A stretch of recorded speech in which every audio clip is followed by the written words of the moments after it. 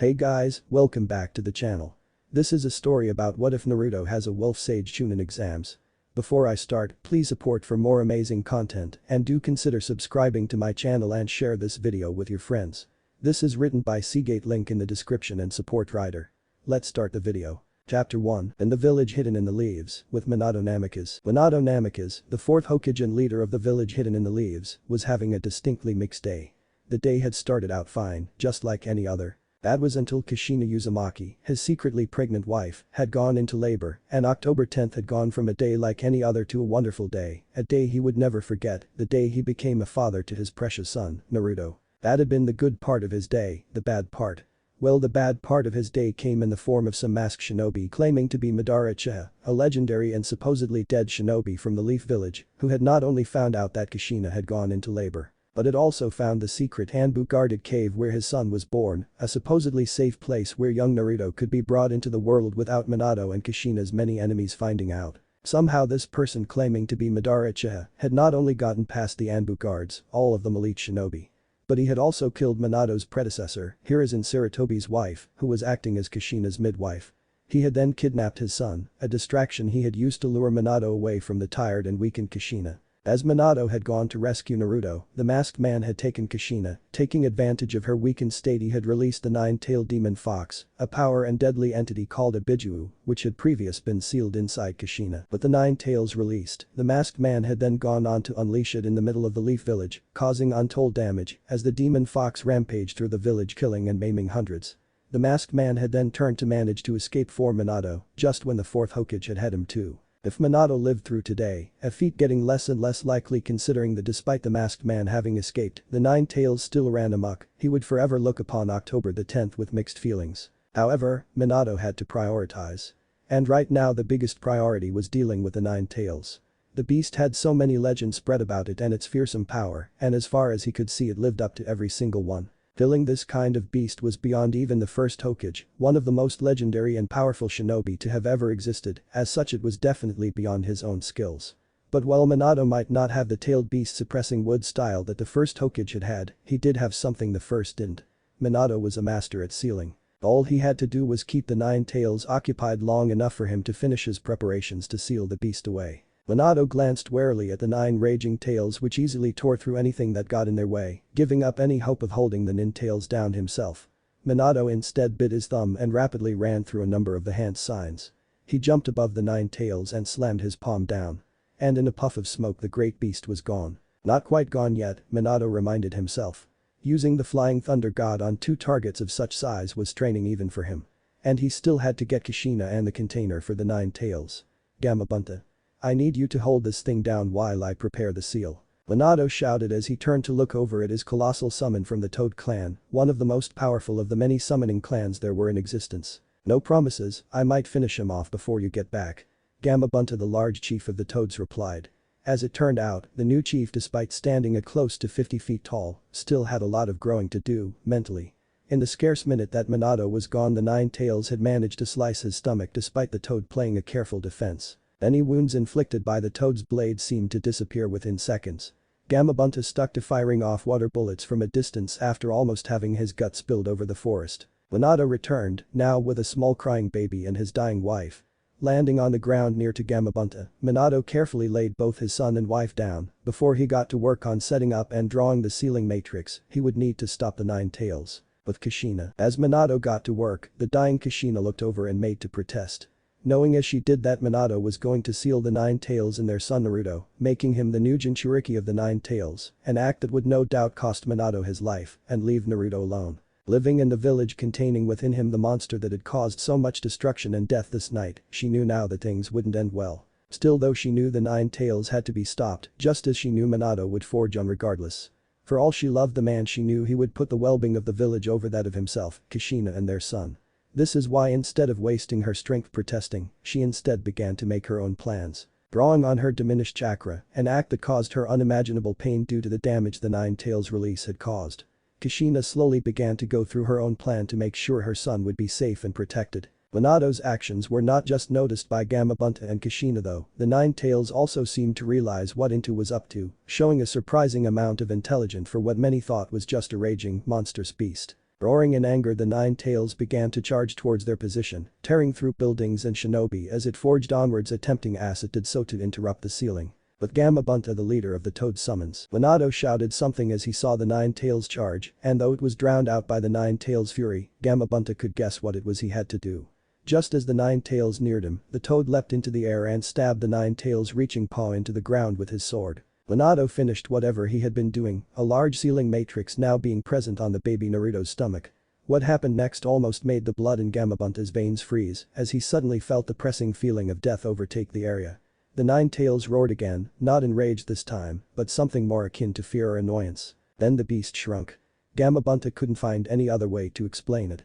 The Nine Tails went from a healthy-looking, if enormous and nine-tailed fox to a scrawny, laughable facsimile of the terrifying beast it was.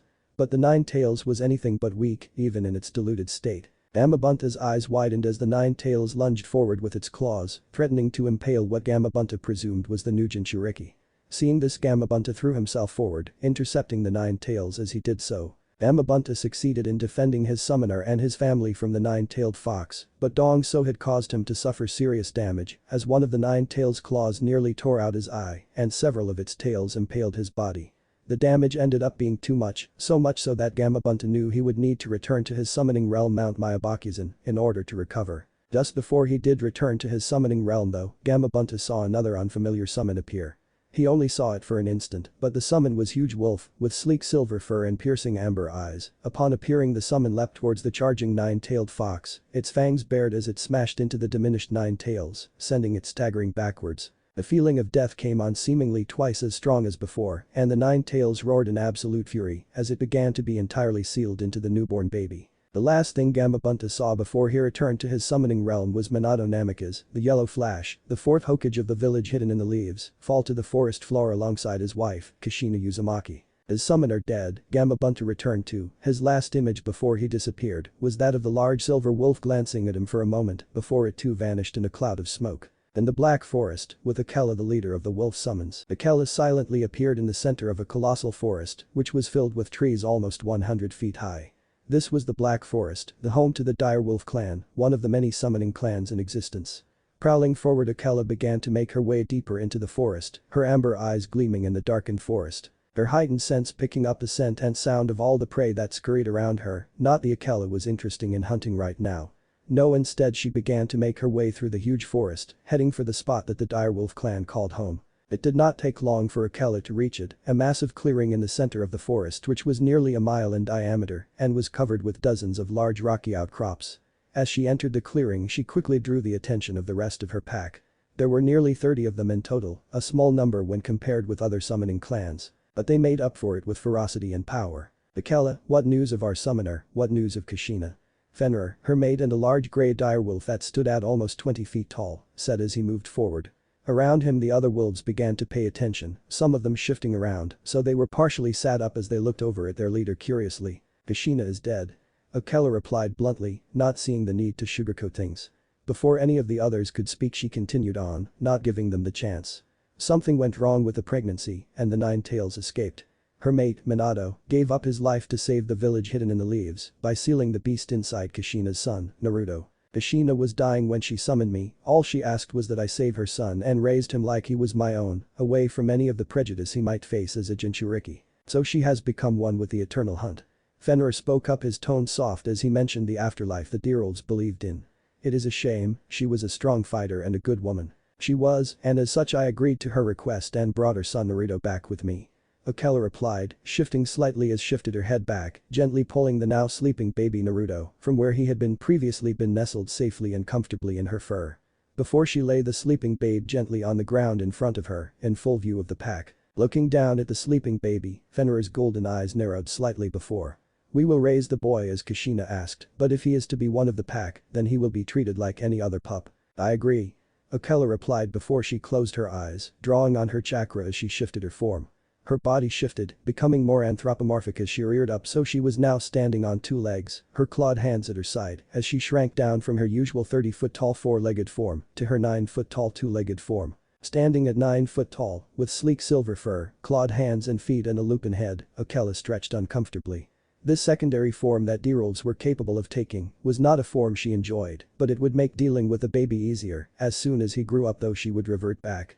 Standing on two legs just felt unnatural to her. Seeing what Akela did, Fenrir nodded his head. I will leave it to you then, young Naruto can grow up along the other pups his age. Akela rolled her eyes as she heard that before she looked down to the sleeping Naruto. Carefully scooping him up, making sure not to cut him with her claws, Akela looked at the boy curiously. She would be interested to see what human boy raised by wolves would be like. 4 years later, it had been just over 4 years since that day, and Naruto, as all babies do, had grown up. His time in the Black Forest had been for the most part normal, or as normal as it can be for a child being raised by direwolves. The wolf summons had done what they could to raise Naruto as one of their own, a member of their pack, trying to honor the dying wish of their previous summoner, Kushina Uzumaki. But the fact of the matter was that Naruto was different, he was a human, and the rest of them were wolves. No matter how hard Akela, the leader of the pack and the sage of the Black Forest, tried, Naruto was a human and not a wolf, and so was often treated differently. It was because of this, despite having been fully accepted and welcomed into the pack, that he still thought and sometimes acted a bit like a lone wolf. Even at the age of 4, this trait was becoming noticeable as he broke away from those his own age and instead spent his time exploring the forest or picking fights with those bigger than him, be they fellow wolves or the other animals that call the Black Forest home. This wasn't really surprising considering the fact that wolves grow and mature faster than humans. This included wolf summons despite them having a greater lifespan than normal humans. This is why even the summons his own age were now much bigger than him, often making him feel weak and prompting him to get into fights to prove he was just as strong as the others. It was not helped by the fact that those few wolves who were around the same age as Naruto were now much more mature in body, if not in mind. This disparity in size often led to the others around his own age mocking Naruto, to which he would respond by throwing himself at them and getting into a fight, ignoring the differences in size and strength. More often than not he lost, but it did succeed in stopping the others from mocking him, and the very young boy had begun to earn himself some respect for his guts if for nothing else. This was all well and good for now, as young wolves often fought, either for dominance or for respect, or just because it was fun and was in their nature. But now the other pups of Naruto's age group were much bigger and stronger than him, which meant the chances of someone getting seriously hurt in these fights was growing. It was for this reason why Akela had told Naruto to meet her here, on the large rock outcropping in the center of the Black Forest. The clearing the outcropping sat in was large, a couple of miles away from the area the wolves slept in. This clearing was unique in that it was not only the very center of the direwolf summoning realm, but it was their most sacred area, and dotted around the clearing were close to a dozen Lupin statues. Effigies of wolves who had attempted to harness the might power that was Senjutsu, but who had failed. These effigies were left here as a warning to those who decided to walk the path of a sage. Letting out a soft sigh as she surveyed the area, Akela knew it was time, in her mind at least, that Naruto learned to be a summoner of the direwolves like his mother was before him. Just as it was time that Naruto embraced both his origins and his upbringing, so he could learn how to fight, hunt and kill like both a direwolf and a shinobi. Naruto. Akela called, turning her head to the side, her amber lupin eyes locking on the mop of spiky blonde hair that was Naruto. The boy having been attempting to sneak up on her, unsuccessfully. "Oh, how did you know I was here?" The 4-year-old replied irritably as he came out from where he was hiding behind the trunk of one of the very large trees in the Black Forest. A very slight smile spread across Akela's face as she saw the petulant expression on Naruto's face, very much amused that a 4-year-old pup thought that he could sneak up on the 164-year-old pack leader. Focusing in on Naruto as he slowly approached her, dragging his feet as he did so, Akela smiled again. Naruto had grown up to be a strong, sturdy child, with deep aquamarine blue eyes, spiky yellow hair and 3 distinct whisker-like birthmarks on each of his cheeks. Currently stood at a little less than 4 feet tall and was wearing only a simple white t-shirt with a Uzumaki swirl on it and a pair of orange shorts. His feet were left bare. His clothing had been scavenged from an old den that Kushina had taken to storing some of her belongings in a couple of years ago. These belongings consisted of anything from her shinobi equipment to her old academy workbooks to the trinkets she had picked up during her time as a shinobi. After all, what better place to store your excess belongings than in a summoning realm that only you have access to?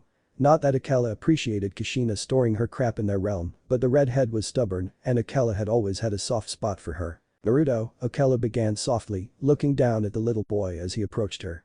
The smile still gracing her features as she saw how small the 4-year-old was, especially when compared to her colossal 30-foot form. "Do you know why I have called you here? Is it because I have been fighting again?" Naruto replied, idly kicking the ground and avoiding looking at his mother figure. Honestly, she would not have known if he had been. It appeared that due to Naruto being both in Uzumaki and the Jinchuriki of the Nine Tails, that he had developed a powerful healing factor. This meant that he rapidly healed from all but the most serious of injuries. That being said though, considering his age and the size difference between those he was now fighting, the injuries from such fights might start getting serious, even if they were not meant to be. Hardly Akela began, gaining Naruto's full attention as she did so. His eyes now locked on her cautiously. He had come here expecting the usual reprimand about how he shouldn't fight so much with his brothers and sisters, followed by a lecture on how they were a pack and should act like it. The reason I have called you here is because I think it is time you learn how to truly fight and become the new summoner of the Direwolves and harness everything that comes with that. Akela continued calmly, seeing a lot of young Kushina in Naruto as she saw the excited grin pass across his face. Kushina had already been a full-grown woman and a full-time shinobi when she had first summoned Akela and later became the Direwolf summoner. She had become pregnant with Naruto only a year later. As such, although she had been able to summon wolves and reverse summon herself to the Black Forest, she never had the chance to learn all of their secrets. She had never learned Senjutsu from Akela or any of the Direwolves' techniques. There had never been the time to fully teach her. Naruto though was still a child, they had all the time in the world to teach him everything they knew and turn him into both a shinobi and a wolf that both they and his mother would be proud of. Akela grinned fiercely to herself at this thought. The Toad summoning clan, the Slug summoning clan and the Snake summoning clan, they were all so arrogant and so high and mighty about their summoners. Often acting like they were the most powerful clans of summons, that arrogance pissed her off, just as it pissed off a lot of the other summoning clans. Well, she would love to see their faces when they see her Naruto in action, especially considering his colossal chakra reserves, natural talent, and born stubbornness no doubt, thanks to both his Uzumaki heritage and his being the Jinchuriki of the Nine Tails. That sounds so cool. Naruto said excitedly, a grin now prominent on his face at the thought of being taught how to not just fight and hunt, but how to summon other wolves and whatever other secret techniques Akela had up her non-existent sleeve. No more would the other pups his age call him a hairless runt, now he would be able to stand tall, the strongest of them all. So when do we start? We will start now, but first off you also need to learn utilize your chakra. Now before you ask, Akela began cutting off the question she could feel coming from Naruto, instead fixing her amber eyes on him, giving him a look that said listen don't talk. Chakra is an energy used by both shinobi and summons to do many things, from manipulating the elements to summoning wolves. All living beings produce chakra, including you, me, your brother and sisters and countless others. Now since you contain this chakra in your body, you can only have so much of it at a time, and if you run out, you die. The first thing I'll be teaching you is how to access and control your chakra, then we will move on to how to use it. It'll be hard, but if you're not up for it, I could always take you to your mother's old shinobi village, the Hidden Leaf Village. No way, I want to learn from you. I want to become as strong as you, Fenrir and the others. I want to become the strongest I can be. Naruto said fiercely, a burning desire showing in his eyes. This forest was his home, and the wolves were his family. He didn't care about this village his mother called home, he had never set foot in the place. As far as Naruto concerned, this was her true home, just like it was his. Akela grinned at that, delighted by the passionate desire to grow stronger that she could sense from Naruto. He truly was as much her son as he was Kushina's. Good, I hoped you would say that. First off we will start off with meditation, working on your senses and your chakra, and then we will put it to good use by going on a hunt. Akela said as she began to go over the basics Naruto would need if he ever wanted to become a true sage. Naruto scowled at the sound of having to meditate, he didn't like sitting still. He wanted to run free, to become one with the wilds, to hunt his prey. Still though, Akela didn't do things for no reason, if she said he needed to meditate then he would meditate. He didn't want to get her pissed off with him, after all if he did she would be the one hunting him. 4 years later, I'm impressed. Getting a grasp on sage mode at such a young age is an incredible feat. You've become an awful lot stronger Naruto, more than a match for your brothers and sisters. Akela said her teeth bared as she looked down at Naruto, the 8-year-old boy standing taller and broader than when he had first started his training. He was still much smaller than his brothers and sisters though, barely coming up to the shoulder of even the smallest adult wolf. His appearance was deceptive though, as hidden within that small body were chakra reserves that would put a full-grown Jounin shinobi to shame, and a skill and ferocity that had at first even taken Akela aback. Still though the effects of his becoming the summoner of the wolves and becoming a sage had shown. His teeth had begun to sharpen, his sharp pearly white canines now stuck out under his lip, his hair had begun to darken and had become shaggier, his nails had also thickened and sharpened, becoming similar to claws. No need to sound so surprised. Naruto replied glibly from where he was lounging on the rock outcropping. Enjoying the compliments Akela was giving him. She had been a harsh and ruthless taskmaster over the years, accepting nothing but his best and often pushing him far beyond his limits. She didn't give out compliment easily. Take it for what it is, brat, a compliment. Akela replied back in amusement, lowering herself to the ground as she did so that she could look Naruto in the eye. You're the first human that we have ever taught this art to, your mother Kushina was only able to learn how summon us, already you have surpassed her. That being said, you are by no means a master of Senjutsu. Your fighting skills, although fast and deadly, lack the ferocity, speed and accuracy of a true wolf. You've become strong, my son, but there is still much for you to learn about being a sage. Naruto scowled as he heard that. I thought I was already strong enough to be a sage. Besides, I've mastered sage mode, so there's no way I can't be a sage. Naruto relied, a scowl on his face as he looked up at Akela. He always found it amusing how the definition of sage changed depending on summoning clan. For the wolves, their version of a sage revolved around not only being one with nature in general, but becoming one with their own lupin nature, and the nature of wolves was distinctly different to the nature of slugs and toads. Mastered? You have a ways to go before you've mastered sage mode, Naruto. What kind of enemy would let his opponent sit there and charge up energy for 10 minutes? As it is now, your sage mode is useless in combat. Akela replied, an amused look on her face. And if you want to become stronger, you will need to find a way around that. Well, what else can I do, huh? You said it yourself, one must be absolutely still when gathering natural energy, or risk losing control and joining these poor fools who tried and failed. Naruto said, gesturing to the surrounding stone statues of deerwolves who had failed their sage mode training and paid the price. Not many deerwolves were taught the art, and even fewer ever succeeded. Most learned the basics and left it at that.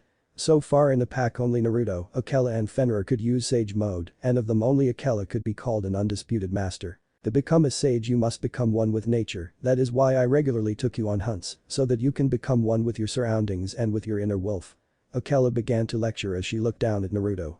There is a way around your problem, you just have to figure out how to do it. Can't you teach me? Naruto asked with a frown. She had taught him everything else after all, how to fight in hand to hand, how to manipulate the elements, how to wield his chakra and merge it with natural energy. She had also sparred against him, pushing him beyond his limits as she made him think outside the box in order to defeat her.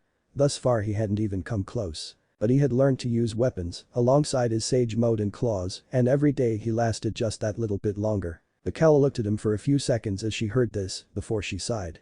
I can't teach you because I don't know the answer yet, even if I did though I would want you to work it out on your own. The ability to draw in natural energy whilst moving comes naturally to us wolves, and despite you being born a human, you grew up a member of the pack, as such I expect you to learn how to use sage mode like a member of the pack. I started you off by having you mediate so you could feel out the natural energy, then I had you merge it with your own body. It is up to you to figure out how you can do this whilst moving. Naruto frowned as he heard that, concentrating hard as he tried to work out how he could do what Akela wanted him to. He could see her point, and although annoying, he also knew that it would be best if he figured this out on his own. Closing his eyes, Naruto took a deep breath as he drew on the natural energy in the area, merging it with his own chakra. Opening his eyes, Naruto's blue eyes turned amber, his hair turning completely silver, his feet and hands becoming more claw-like. In this mode, not only were his senses and physical abilities massively heightened, but his skin became as hard as rock, his claws became as sharp as knives, and his ability to sense chakra was on a whole other level. Flexing his arms, Naruto reveled in the strength he could now feel flowing through him. He could do it, if Akela and Fenrir could do it, then so could he. 4 years later, so you think you are ready to leave the Black Forest and venture out on your own? Even though you're still a little runt who just recently learned to use sage mode efficiently. Fenrir said mockingly, the colossal grey wolf currently standing up on all fours, towering over the 12-year-old Naruto. A snarl on his face as his ferocious golden eyes locked on the silver-haired boy in front of him. More than ready. Naruto replied bluntly, fearlessly meeting Fenrir's gaze as he looked up at the wolf, which stood at almost 20 feet tall, a towering mass of muscle and ferocity, and one of the most powerful members of the pack. I may have just mastered sage mode, but you know that I'm better at it than you. I can't learn any more here, I want to see the world, I want to test myself against the strongest there are. To do that I need to go out on my own, go on my own hunts and form my own pack. 4 years had passed since he had first learned to absorb natural energy and enter sage mode. In those 4 years Naruto had changed a lot, his hair was now permanently silver, and his eyes were glowing amber color. His hands and feet had become like claws, the nails harder than steel, and able to tear through solid rock. His frame had also bulked up, making him look closer to 16 than 12, his growth having been accelerated due to his use of natural energy from such a young, and the constant fights he engaged in with the other wolves. Currently he stood at just under 5 foot 10 inches, with broad shoulder and heavily muscled arms and legs. The only thing he was wearing was a simple baggy black t-shirt and a pair of shinobi pants.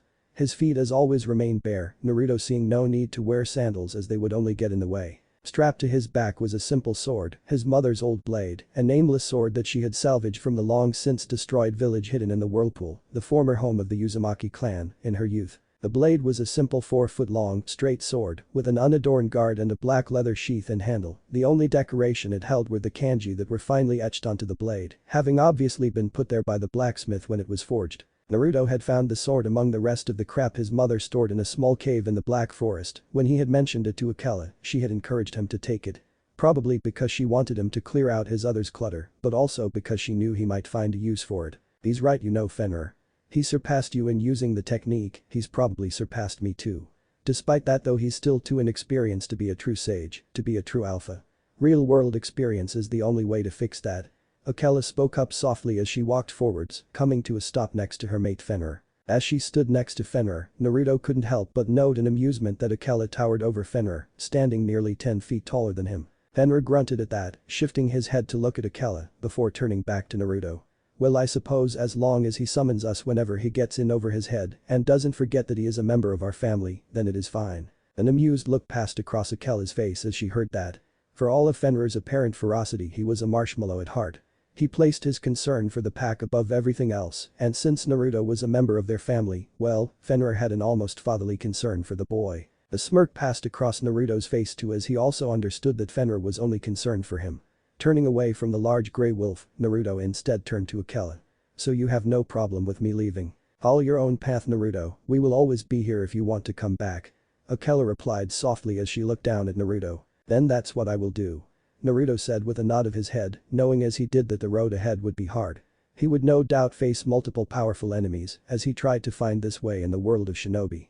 If he was honest with himself though, he was very much looking forward to it. The Black Forest, although a place he considered home, was only so big. He was more than ready to venture out into the real world to test his mettle. Chapter 2. With Naruto a year later, Naruto felt that for the most part he had had a pretty decent upbringing, for literally being raised by wolves that is.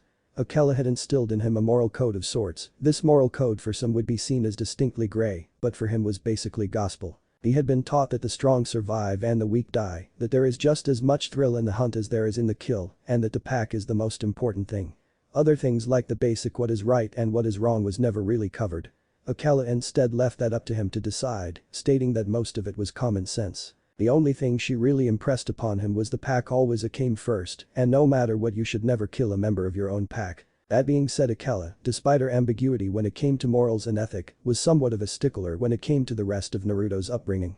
Knowing as she did that he would one day choose to walk among the humans, she had decided to not just teach him how to fight, hunt and kill, but the other necessities he would need. She had taught him the basic things he would need to know when traveling through the human world, like numbers and language, manners and etiquette, the basic geography of the elemental nations, etc.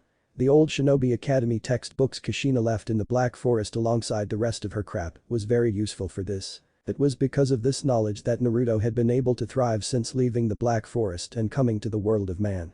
Shinobi, he had found out, did not hold a monopoly on mercenary work like one would expect. Oftentimes their services were highly expensive. The payment for a C-rank mission alone was more than most families could earn in a year, and the missions only got more expensive as the ranking increased. A single S-rank mission from one of the larger shinobi villages like the Hidden Cloud, the Hidden Rock or the Hidden Leaf could impoverish a small nation, depending on the difficulty of the mission and how many shinobi would need to be sent. There were other options though, such as going to the smaller shinobi villages, like the Hidden Rain or the village hidden in the waterfalls. The prices these villages charged for their services were not quite as extortionate, they were still expensive though. It was because of this reason that the shinobi villages didn't have the monopoly many thought on gigs like protection, assassination, espionage and the like. No, there were cheaper alternatives for those missions, missing nin, shinobi who abandoned their villages and were often actively hunted by said villages. They provided cheaper alternatives, as too did roving mercenary bands and exiled samurai. It was in that less than esteemed company that Naruto was able to make a healthy living and somewhat of a name for himself. It had been 12 months since he had first walked into the seedy bar in Clover Town, the Lusty Leopard. It had been the first place he had visited, in the first town he had come across since he was reverse summoned to the human world. Suffice to say his impression of it had not been great. The building was a ramshackle 2-story wooden building. When he had first entered, his heightened senses had almost been overwhelmed by the stench of sweat, stale alcohol and greasy food. Luckily though he had been able to power through, driven on by his curiosity at meeting other humans for the first time. It had been a disappointing first meeting, a guy sitting at the bar had simply sneered at him and told him to piss off back to kiddie school. Naruto ended up smashing his face into the marked and pitted wooden surface of the bar, breaking the man's teeth and nose, and causing him to let out a loud scream of shock and pain. That had got Naruto the attention of the entire bar. A brief brawl later and a half dozen broken bones and lacerations made it clear to the bar's clientele that Naruto was not someone you fucked with. After making sure he made that point, he went on to ask for some food, taking the money from one of the half dozen thugs he had beaten down to pay for his meal. As it turned out, Naruto's first impression was not that uncommon. The bar was known to draw a rougher crowd, as exiled samurai, mercenaries and missing nin often frequented the place. It was because of this, or maybe caused by this, that the bar had somewhat of a bad reputation. When he had first looked around the bar, Naruto had been surprised to see that against one of the bar's walls, there was a large request board displayed. A request board that held hundreds of paper bounties and requests, posted by government officials, private parties and the like. These requests were often for protection, for hired muscle, or to advertise bounties that had been put on the heads of shinobi, missing nin and other people of interest. Upon hearing this, Naruto had decided to give one of them a go. After all, this was apparently how people like Naruto made money. People who excelled in fighting but who didn't want to or weren't allowed to join the shinobi villages. The first mission Naruto had ended up taking was a bounty request for some failed academy student from the Hidden Cloud village. The man had apparently been causing trouble in a nearby town, using the paltry skills he learned at a shinobi academy to bully, harass and rob people traveling to and from the town. This had ended up interfering with the town's trade, often putting off some of the more squeamish merchants. The town had put in a request for the man to be dealt with, Naruto had accepted it. From there it had only taken him about an hour to reach the town and track his target down. This had been made easier by the fact that the man had more chakra than the average person thanks to his shinobi training. Which for Naruto, who was nowadays constantly in sage mode and very much able to sense chakra, made it almost painfully easy for him to track down the man. What followed was the man attempting to intimidate Naruto with a sword when he was confronted and Naruto ripping the man's throat out with his clawed hand. It had taken Naruto about an hour from accepting the job to bringing his body to a nearby bounty hunting station that was based in the same town as the Lusty Leopard. A 2-hour job all round that had ended up earning him 10,000 ryo. Naruto had to say that he liked it, though the pay could have been better. That had been 12 months and over 200 confirmed bounties ago. Walking forward confidently, a slight smile on his face, Naruto's amber eyes almost glowed as he entered the dimly lit main room of the Lusty Leopard. His entrance did not go unnoticed as a few of the regulars called out greetings to him as he passed. Seeing this, Naruto gave them a brief nod in return, despite him not having bothered to remember their names. Naruto had grown a lot in the last year, he now stood at close to 6 foot with broader shoulders and more muscled arms. His hair was still shaggy, a grayish-silver color.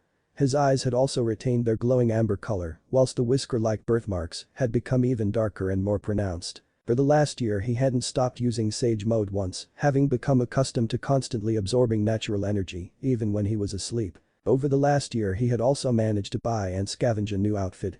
Consisting of finely made black shinobi pants, a grey t-shirt and a black knee-length coat. His sword was now strapped to his back, the hilt of the blade just poking up over his right shoulder. And as always he continued to refuse to wear shoes, instead walking on his clawed feet, trusting in his all but impenetrable skin to protect him more than a simple leather sandal ever could. Continuing on, Naruto nodded to the barman, Sokka. He was a large thick-set man, with no hair on his head and a large black beard, who upon seeing Naruto grunted a bit before sending him a brief nod back. It had been over a month since he had been back at this inn, as he often liked to travel from town to town, he had to admit though he was happy that he was back. Many towns in the different country had a place like the Lusty Leopard in it, or a bounty station, or at least somewhere Naruto could find work. The Lusty Leopard though, as the first place he had visited since leaving the Black Forest, always held a special place in Naruto's heart. This was the reason why he came back every now and then. Plus they had a very good request board. The barman and owner of the bar, Sokka, having been a rock shinobi, once still had a number of friends and contacts that allowed him to stock up on requests and missions. Which Sokka would go on to post on his request board, often drawing in people like Naruto who would spend their coin here as a thanks. Ignoring him for now, Naruto instead approached the request board, looking for an interesting job he could take. Immediately he ignored jobs like hired muscle or protection rackets, those kind of jobs didn't interest him, they were too easy, and the pay was shit. Bounties though, bounty mission, they did interest him. A number of the requests posted on the board were pages that had been ripped out of the different shinobi villages' bingo books, little booklets that displayed shinobi of interest, all of whom had a price on their head. Each village had a slightly different book, which contained brief descriptions of missing nin from both their own village and the other ones, and enemy shinobi of interest from one of the other shinobi villages. These for Naruto were the most interesting bounties. Hunting down and killing shinobi was far more exciting than killing thugs, businessmen and the like. Shinobi could at least fight back, or could at least attempt to, and that actually make the hunt fun. So far he had taken close to 150 of these requests, most of them low-level bounties for D-ranked, C-ranked and B-ranked shinobi. And so far he had not failed a single one. His heightened senses and his ability to sense chakra allowed him to easily track down the shinobi, and his use of sage mode made killing them even easier. That being said, he did like to play around with them before he ended them, often testing his swordsmanship and taijutsu against the trained shinobi. So far though not a single shinobi B rank or below had managed to put even a scratch on him. It was disappointing, but at the same time, it was interesting to see how diverse shinobi skills were, and even more fun to prove the power of the wolf sage was many times superior. Scanning the board of requests, Naruto paused slightly as he saw the bingo book entry for the S-rank missing nin Itachi Uchiha. Reaching out a clawed hand for the yellowed and crinkled page, Naruto agonized about whether or not to take it. Before with a shake of his head, he let go of the page relating to Itachi Uchiha, one of the 20 S-rank shinobi who had been put in bingo books and whose pages had been torn out and pinned to this board. For the last few months Naruto had been pondering over whether or not to take one of these bounties. The idea of hunting down an S-rank shinobi, the best of the best, had given Naruto somewhat of a thrill. But reason had always taken hold first. Naruto may be very confident in his abilities, but he was not some maniac. He knew he couldn't just go running off fighting a shinobi of that caliber, at least not yet. Especially a shinobi like Itachi Uchiha, the man was one of the best. Up there with the likes of Sasori of the Red Sand, Orochimaru of the Sannin, Jiraiya the Toad Sage, Killer Bee and many other S-rank shinobi. These were shinobi that Naruto would one day hunt, but for now he needed to work his way up and hone his abilities before he could go about hunt them down. Testing his strength and the strength of the D-rolls against the best of the best. So far Naruto reckoned he was at the least at the level of a high A-rank shinobi to a low S-rank shinobi. His mastery of sage mode and his taijutsu and kenjutsu skills were proof enough of that, and that was not taking into account a few sage-based ninjutsu he had picked up during his time in the Black Forest. Unfortunately though he did have a few weaknesses, namely genjutsu. Naruto's chakra was so colossal that it made it all but impossible for him to use genjutsu. Even with his finely tuned chakra control, he couldn't manage even a simple genjutsu, or at least not one that wouldn't be patently obvious to even a genin. This Naruto deemed was a weakness. He may be able to release himself from a basic genjutsu if he was caught up in one, but so far he was unable to cast them. This especially bothered him considering that the best shinobi like Orochimaru, Itachi and Jiraiya had been able to master all of the shinobi arts. Pushing those thoughts away for now, Naruto ignored the S-rank bounties and instead snagged him a nice simple B-rank one instead. This one looked particularly interesting. Apparently there has been a band of shinobi raiding villages and settlements in Rice Country. According to the description, the daimyo of Rice Country had issued a bounty for the group to be hunted down and killed. The group was apparently running amok, kidnapping people at random, burning anything that got in their way and then fleeing. Suffice to say it had Naruto's interest. "I'm taking this one," Naruto said bluntly as he ripped the request off the board and shoved it in his coat pocket. Getting a grunt of affirmation from Sokka as he strode past the bar and out of the inn. The two of them had a special connection. Over the 12 months they had known each other, Naruto hadn't heard the man speak once. For Naruto, Sokka was one of the most likable humans he had come across. A few days later in Rice Country, rushing through the trees, Naruto's eyes narrowed as he saw the retreating backs of his quarry. It had been a couple of days since he had taken the job, and his targets had been busy. In that time they had managed to hit a further 2 villages, bringing the total count up to 9 that were known. Naruto had arrived too late to stop the attack on the first settlement. By the time he had arrived, a number of buildings had already burnt down, 27 people were dead, and a further 6 had been taken captive. The attack had ended 2 hours before Naruto had arrived, much to his irritation. Luckily though he had managed to pick up their trail. A trail he had followed to yet another burning settlement, little more than a hunting lodge really. Which, just like their other targets, was small, secluded and sparsely populated. It probably boasted a population of barely 20. Naruto had arrived just as his targets were fleeing. The ground around the settlement were littered with corpses, and from what he could sense there was not a single person left alive in the settlement. It had been a complete massacre. Upon noting that Naruto had begun his pursuit, easily tearing through the dense woodland, his senses flaring as he tracked down the 9 shinobi he was hunting, or at last he assumed it was 9, judging by their chakra levels. As well as the 8 civilian captives they had seemed to have taken. Naruto was silent as he stalked his prey, not making a sound as he ran through the trees, doggedly following the enemy shinobi. As he pursued them he made sure to keep his distance, not wanting to alert them to his presence in case they had a sensory shinobi among them who might be able to forewarn them that he was on their tail. He also wanted to track them back to their base of their hideout after all the bounty and not specified how many there were, it had only said 5,000 ryo head and Naruto was feeling hungry. An hour or so later, night had drawn in as Naruto moved swiftly and silently through the trees, beginning to quicken his pace now that his targets had stopped moving. Already he could hear voices coming from just in front of him and could see the flickering light of a fire, the golden light being just visible through the dense forest. It seemed these rogue shinobi were very confident either in their abilities or in the fact that they were not being pursued. After all, why else would they have an open fire like this or talk as loudly as they were doing? Humming to a stop just before his target's encampment, Naruto paused, spreading out his senses as he did so. So far he could sense 13 people in the camp ahead who had more chakra than an average civilian, making them the shinobi he was after. None of them were that impressive really, ranging from around high genin levels to high chunin levels, or at least that is what Naruto estimated from his experience. But what they lacked in raw power they made up for in numbers. On top of the shinobi he had identified, he could also sense 23 civilians also in the encampment, easily identified by how little chakra they had. Now these could be common bandits, but somehow Naruto doubted that. Shinobi often thought themselves above common thugs and cutthroats, so it was unlikely they would work with them. Plus the request had stated that they were kidnapping civilians, and Naruto had seen evidence himself of this. No, in Naruto's mind it was more likely that they were captives, taken from the raided villages. But that assessment made Naruto began to prowl forwards again, his amber eyes glowing faintly in the darkness as he saw the silhouette of a figure at the edge of the camp. It seems they were not arrogant enough not to set a watch. Not that that would do them any good. Naruto didn't pause for a second as he leapt forward, his clawed hand outstretched. The watchman didn't even have a chance to scream as Naruto ripped his throat out and then dragged him into the dark woodland, not making a sound as he ghosted his first victim. Naruto paused as he dropped the dead man onto the ground, hiding him behind a bush for now as he instead focused on the camp.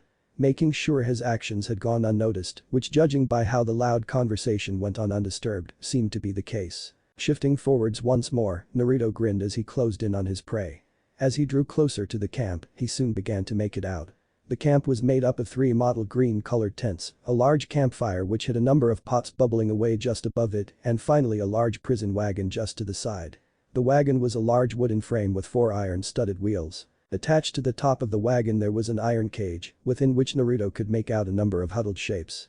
Just to the side of the wagon Naruto could also see 2 horses tied to a nearby tree, both of them grazing at the edge of the campsite. Turning away from the prison wagon for now, Naruto instead focused on the center of the camp. Around the fire Naruto could make out the shapes of 10 people sitting around, all of them shinobi. Shifting his gaze back to the edge of the campsite, Naruto was soon able to find another shinobi who was standing guard at the back of the prison wagon. The final one though, Naruto frowned as he spread his senses out. The final one seemed to be in the prison wagon itself. Naruto frowned as he sensed this, trying to work out why someone trained to use chakra would be kept in the cage along with the others.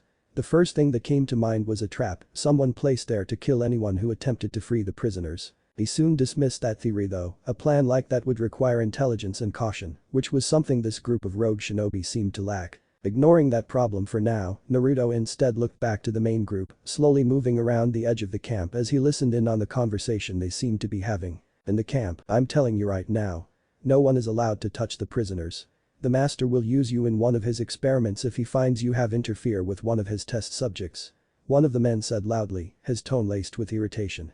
The man who spoke was tall and skinny, with short black hair and a gaunt pale face. His clothing, like his fellow shinobi, seemed to be a mottled grayish-black color, and like them he seemed to be armed with standard shinobi equipment, including a sword, kunai and shuriken. Oh come on, how will he notice? Another one of the men answered, this one was shorter than the first, with a squat, stocky body, tanned skin and a scrubby black beard. I mean we got some real pretty ones this time. I am sure the master won't begrudge us a bit of fun. Trust me if when I say this, he will know and he will make you suffer. I am saying this for your own good, don't interfere with the master's test subjects. The first man replied, a note of fear entering in his voice as he spoke about this master of his. This bullshit. The second man snarled. You wouldn't allow us to stick around and have a bit of fun in any of those villages we attacked, and now you're not even letting us enjoy the spoils of war. The master told us not to stick around, we were to go in and get him the best candidates for his experiments we could find, and then we were to get out. The first man said, his voice hard and uncompromising. "You're worse than that fucking Kabuto shit. Tell me how many ties has your master blasted you in the arse?" The second man sneered, those around him jeering in agreement as they watched the ongoing argument in amusement. This seemed to encourage the squat bearded man as he sent the taller man a nasty look. "So what I say is you fuck off and get out of our way. Do that and I might let you have a go on that fine piece of arse we picked up in the loggers' camp after I've had my go, of course." The others seemed to jeer and cheer louder as they heard this, several of them rising to their feet. The first man glared darkly at that before he stood up. With a rasp of steel he then drew his sword, a simple katana, which he held confidently in front of him. His gaze not faltering as he glared back at the squat bearded man. "We were given orders. And if I have to kill you to make sure those orders are obeyed I will. You're feeling confident, are you?" The shorter man looked taken aback at that for a moment. Before with a nasty smirk he grabbed a hold of a nearby wood-cutting axe he had stolen from the loggers' camp, easily hefting it in his hands as he turned to face the taller man. The rest of the shinobi also beginning to rise to their feet. "You really think you can take me, Kaiza?" The now named Kaiza didn't answer as he simply gripped his sword tighter, the long blade held at the ready.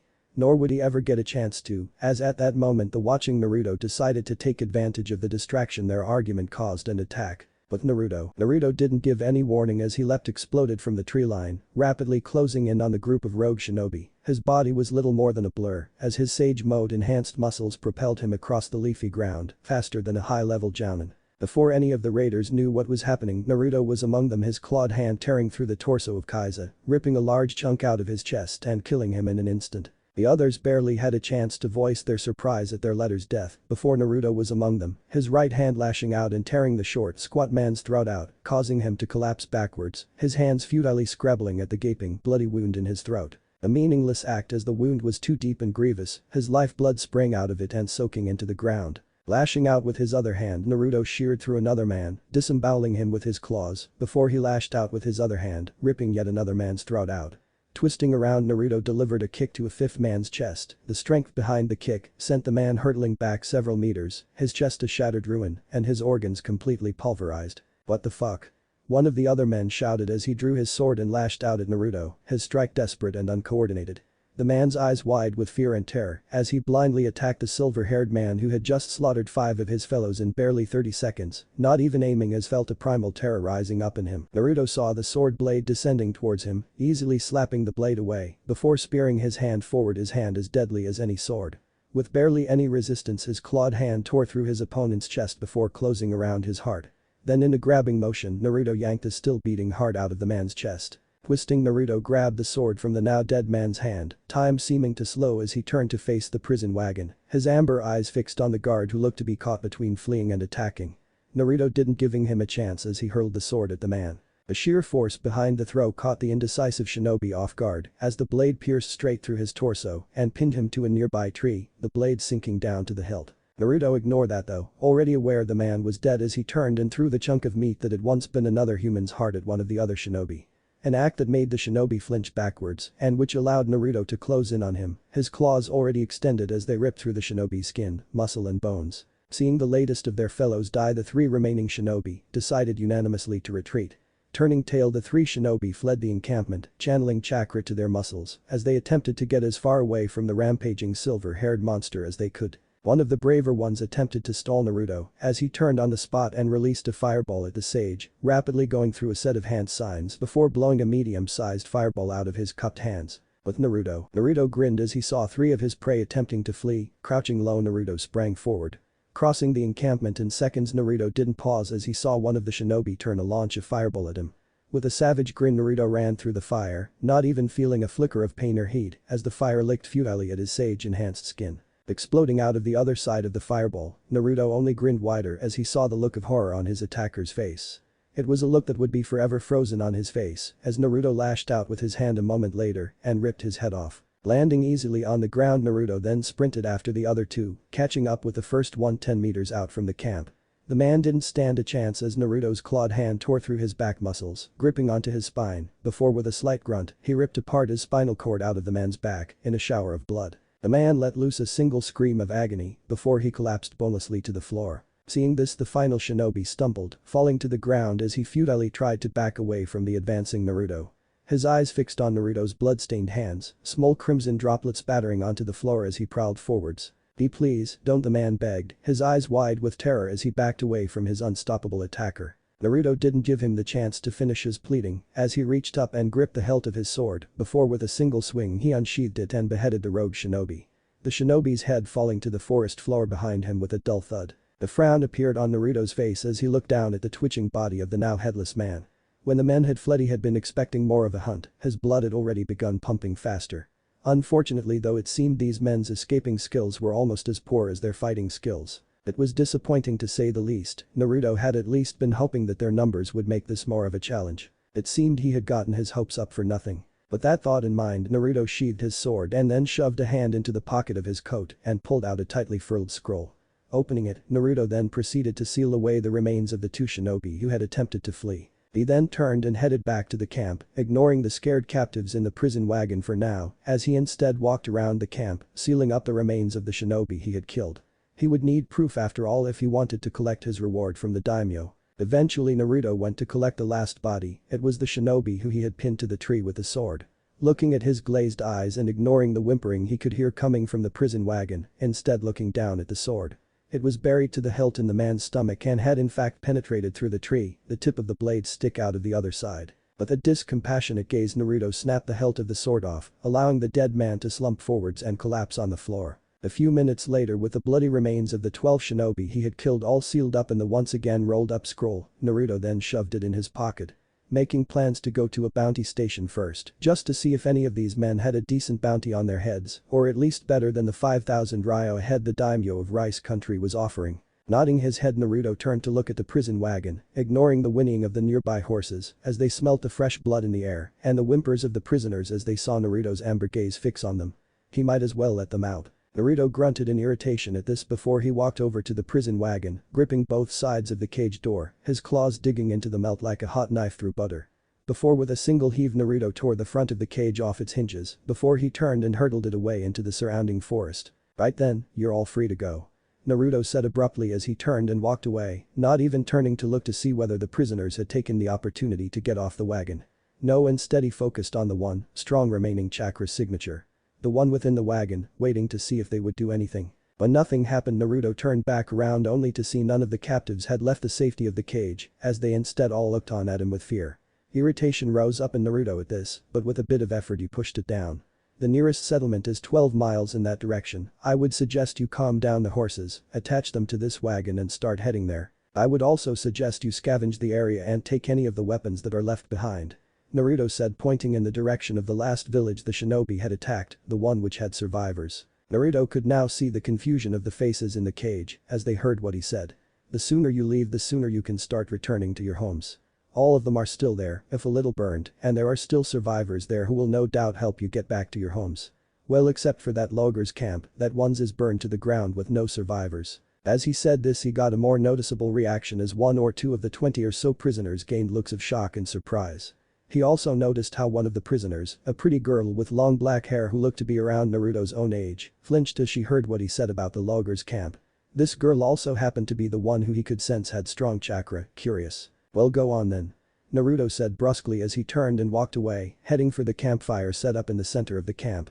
Idly dragging one of the logs the shinobi had been using as a seat over, as he sat down and took the lid off one of the cooking pots and sniffed the stew inside suspiciously. As Naruto was doing this the captives began to slowly get out of the prison wagon, cautiously going about the tasks Naruto had suggested. Keeping a wary eye on the silver-haired sage as they did so. Their desire for freedom and home warring against the innate fear Naruto had inspired in them with his savage butchery of the 12 rogue shinobi. Naruto for the most part ignored them, the mindless sheep that they were, instead he focused on the stew as he checked it for poison, before upon finding it clean of any contamination he began scouting around for a bowl. Despite his apparent nonchalance however he was very much aware of what was going on, his senses still on overdrive, and his body prepared to leap into action at any moment. After all, after close to a year of dealing with shinobi, Naruto knew well enough how tricky they could be. The girl in the cage might have seemed like some innocent captive, but he would still not let his guard down. 10 minutes later as Naruto was finishing off his second bowl of the surprising delicious beef stew. As he did so he tensed slightly as the former prisoners began to leave the campsite, using the wagon as Naruto had suggested. That however was not the reason for his tensing. The reason was that one of the captives had stayed behind, the one who felt like she had had shinobi training. Naruto remained tense as he felt the girl approaching him. He had no doubt whatsoever that if needed he could rip this girl's head off with ease, and there was absolutely nothing she could do to stop him. The thing was though the girl should know that too. She had after all just seen him decimate 12 other shinobi. Despite this though as the rest of the former captives left this girl stayed behind. Naruto's eyes narrowed as he heard the sound of the girl approaching him, she wasn't trying to hide her presence. Instead she just walked up to him. He could also feel no change in her chakra, telling him she wasn't molding it or preparing a shinobi technique, not that he could tell at least. His curiosity intensified. "Is there something you want?" Naruto asked abruptly, not turning around as he felt the girl freezing up. He heard a slight exhalation of breath before the girl spoke, her voice soft and gentle, yet holding a surprising amount of strength in it. "I have nowhere to go. I told you where the nearest settlements were, you should have gone with the others and they could have helped you get home." Naruto replied bluntly, still not turning around. "There would be no point." The girl replied, her voice breaking slightly as she said that. "You said it yourself, my home was burned to the ground and there were no survivors. The loggers' camp." Naruto guessed, shifting as he turned to look at the girl out of the corner of his eye. It was like Naruto first thought, the girl looked to be around 13, with a pretty face, waist-length black hair, a still partially immature body and pale skin. Her clothing was the simple garb one would expect from a rural-dwelling civilian, currently looking a bit grimy and damaged, no doubt from the attack on her home and her subsequent capture. "I have nowhere to go." The girl repeated, her gaze hollow, and her tone no longer as strong as before. "How's that my problem?" Naruto asked abruptly, cocking an eyebrow as he waited for a response. The girl didn't answer for a few seconds after that, her gaze instead running over Naruto's muscled frame and his blood-stained hands. "You killed them, the men who murdered my family and burnt down my home." "I did, yes." Naruto responded, curiosity beginning to rise up inside him as he looked at the girl, wondering where she was going with this. "Can you teach me? Teach me how to fight, how to kill?" The girl asked, her eyes locking fearlessly with Naruto's faintly glowing amber eyes. "Why on earth would I do that?" Naruto asked, his tone not cruel or condescending, just curious. "Especially since you already seem to have had some training.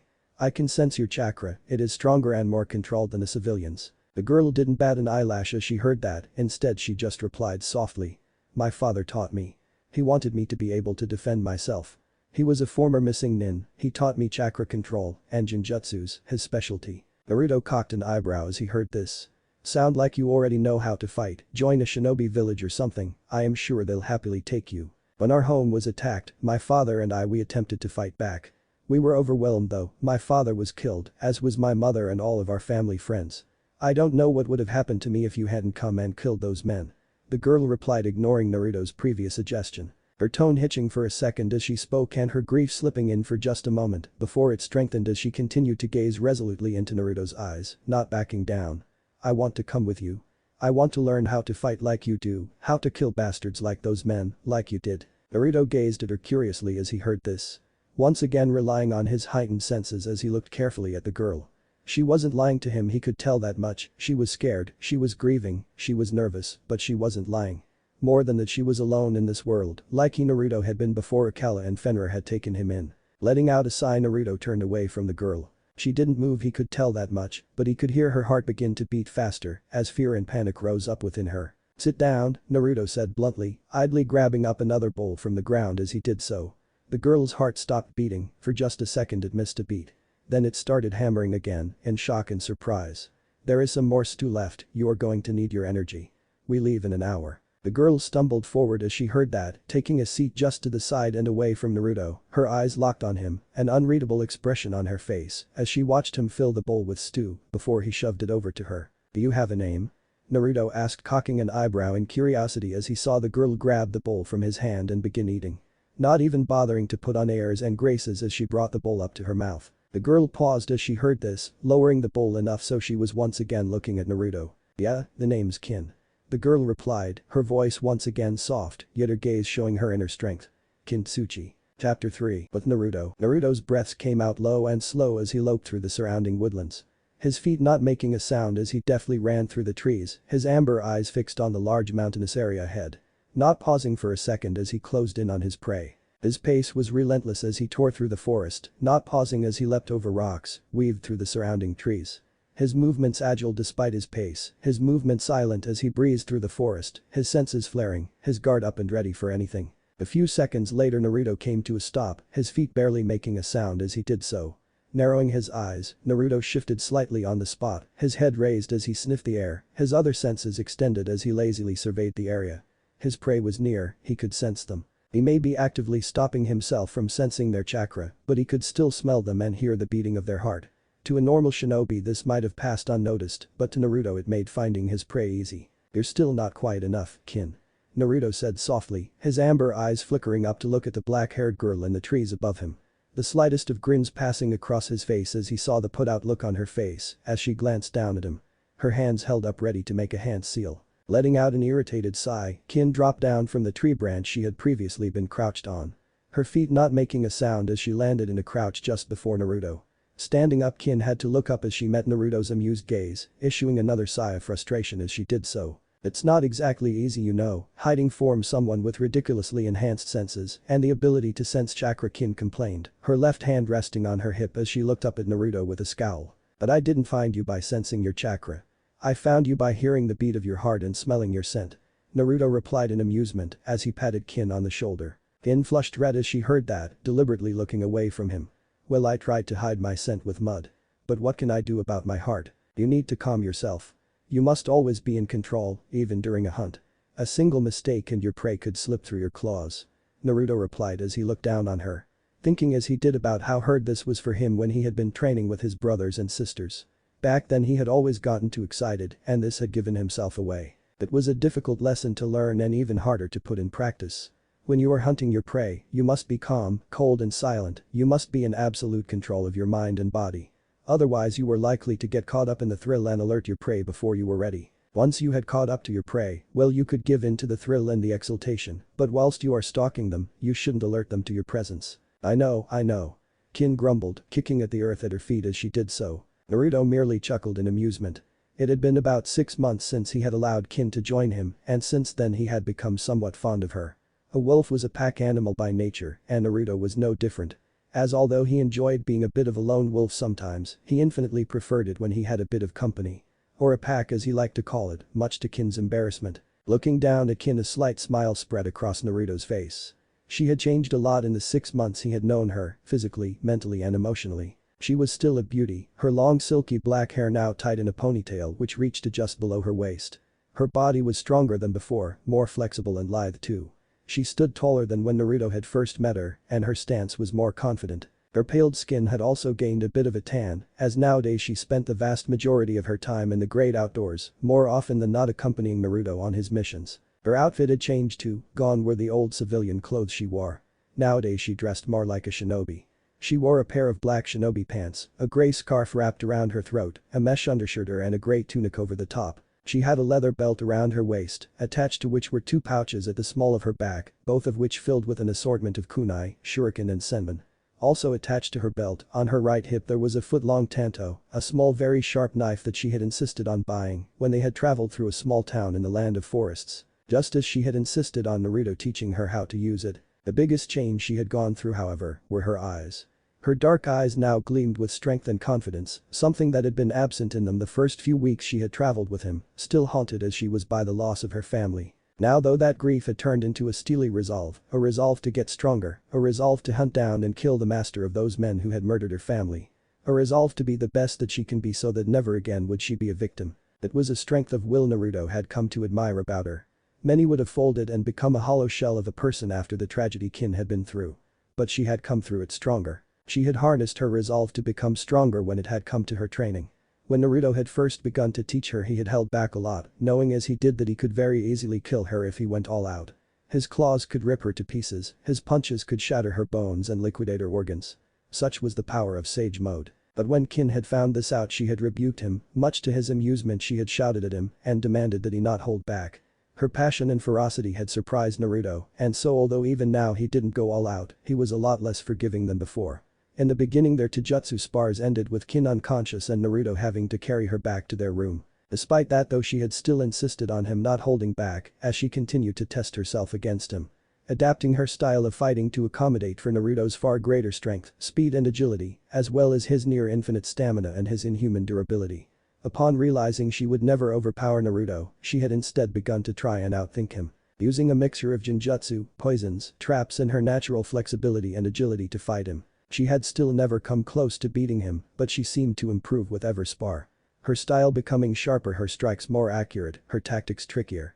This had led to not just Kin becoming stronger and smarter, but Naruto also, as it had encouraged him to adapt to whatever tricks Kin pulled off, either with her genjutsus or with her traps and poisons. Due to this, the two of them had got into somewhat of a routine. Every day at daybreak, they would start the day off with a 2-hour training session together, which usually consisted of a brief warm-up followed by a taijutsu spar, in which Naruto would start off on defensive before going on the offensive, only holding back enough not to kill her. This would invariably end up with Kin receiving dozens of bruises and multiple broken knuckles or fingers, mostly caused by her punching Naruto's rock-hard skin. After this, Kin would heal her hands, using her limited but well-practiced medical ninjutsu skills she had learned from her father.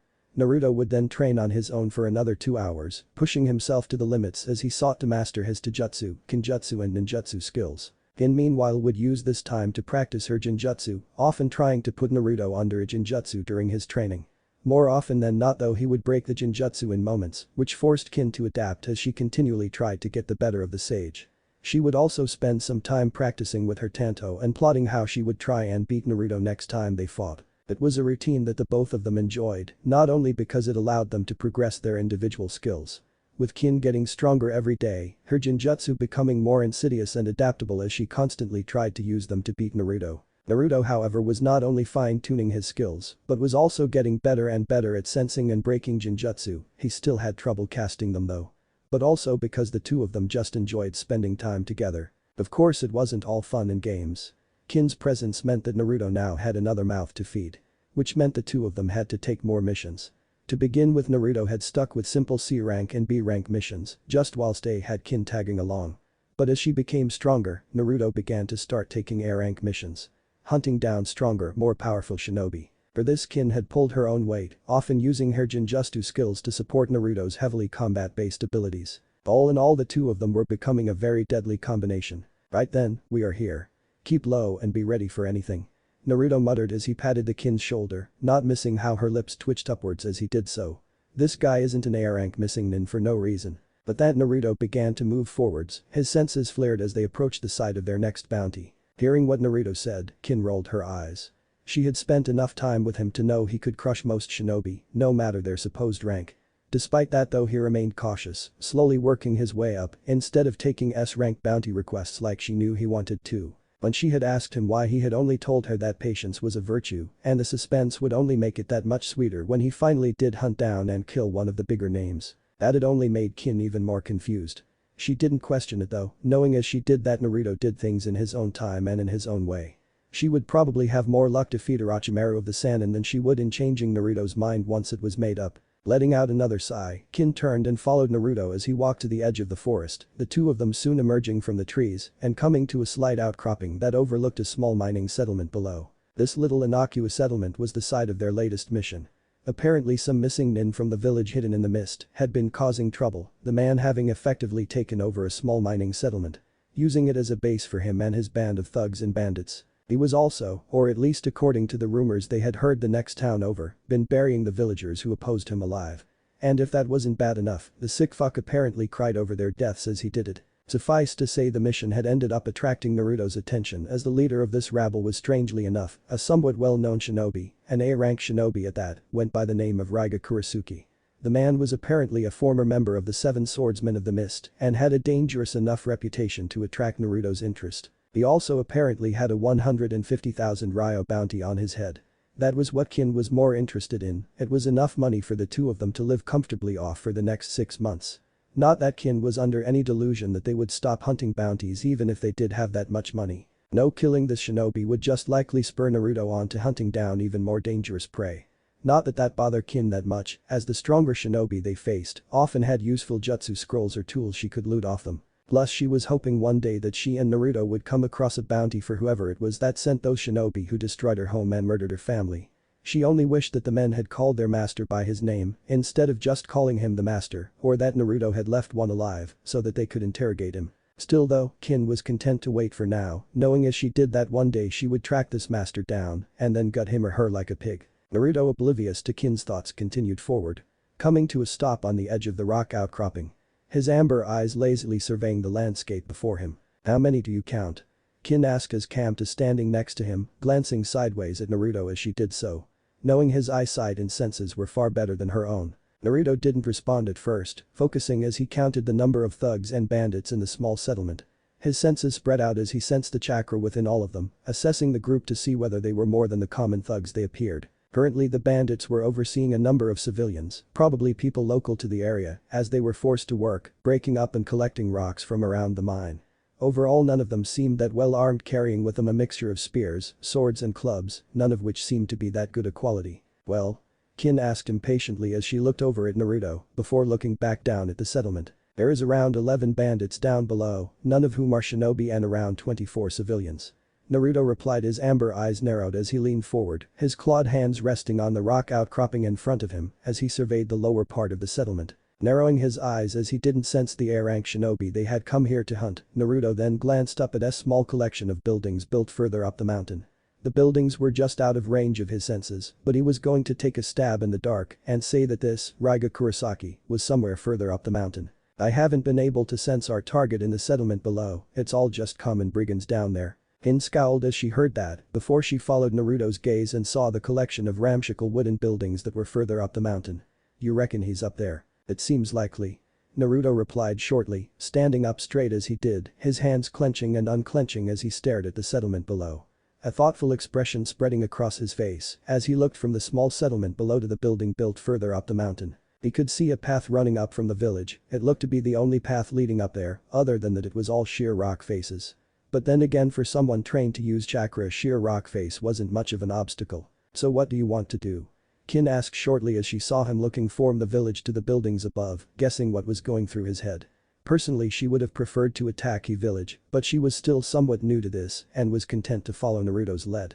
Do we attack the village, or do you want to try and sneak past? Naruto hummed slightly at that, a thoughtful look on his face as he came to his decision. We attack the village, we kill all the thugs, doing it as silently as possible. Naruto began, a savage grin on his face, his eyes flashing with bloodthirst.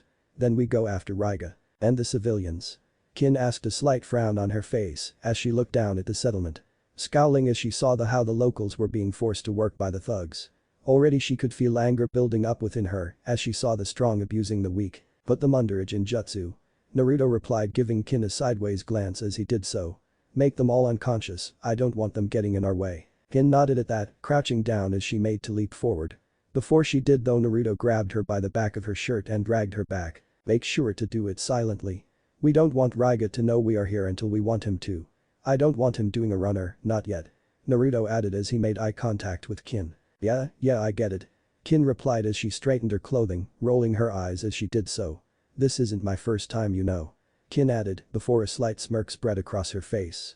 At this anyway, she trailed off, before giving Naruto a wink. Naruto cocked an eyebrow as that, before he crouched low to the ground and leapt forward.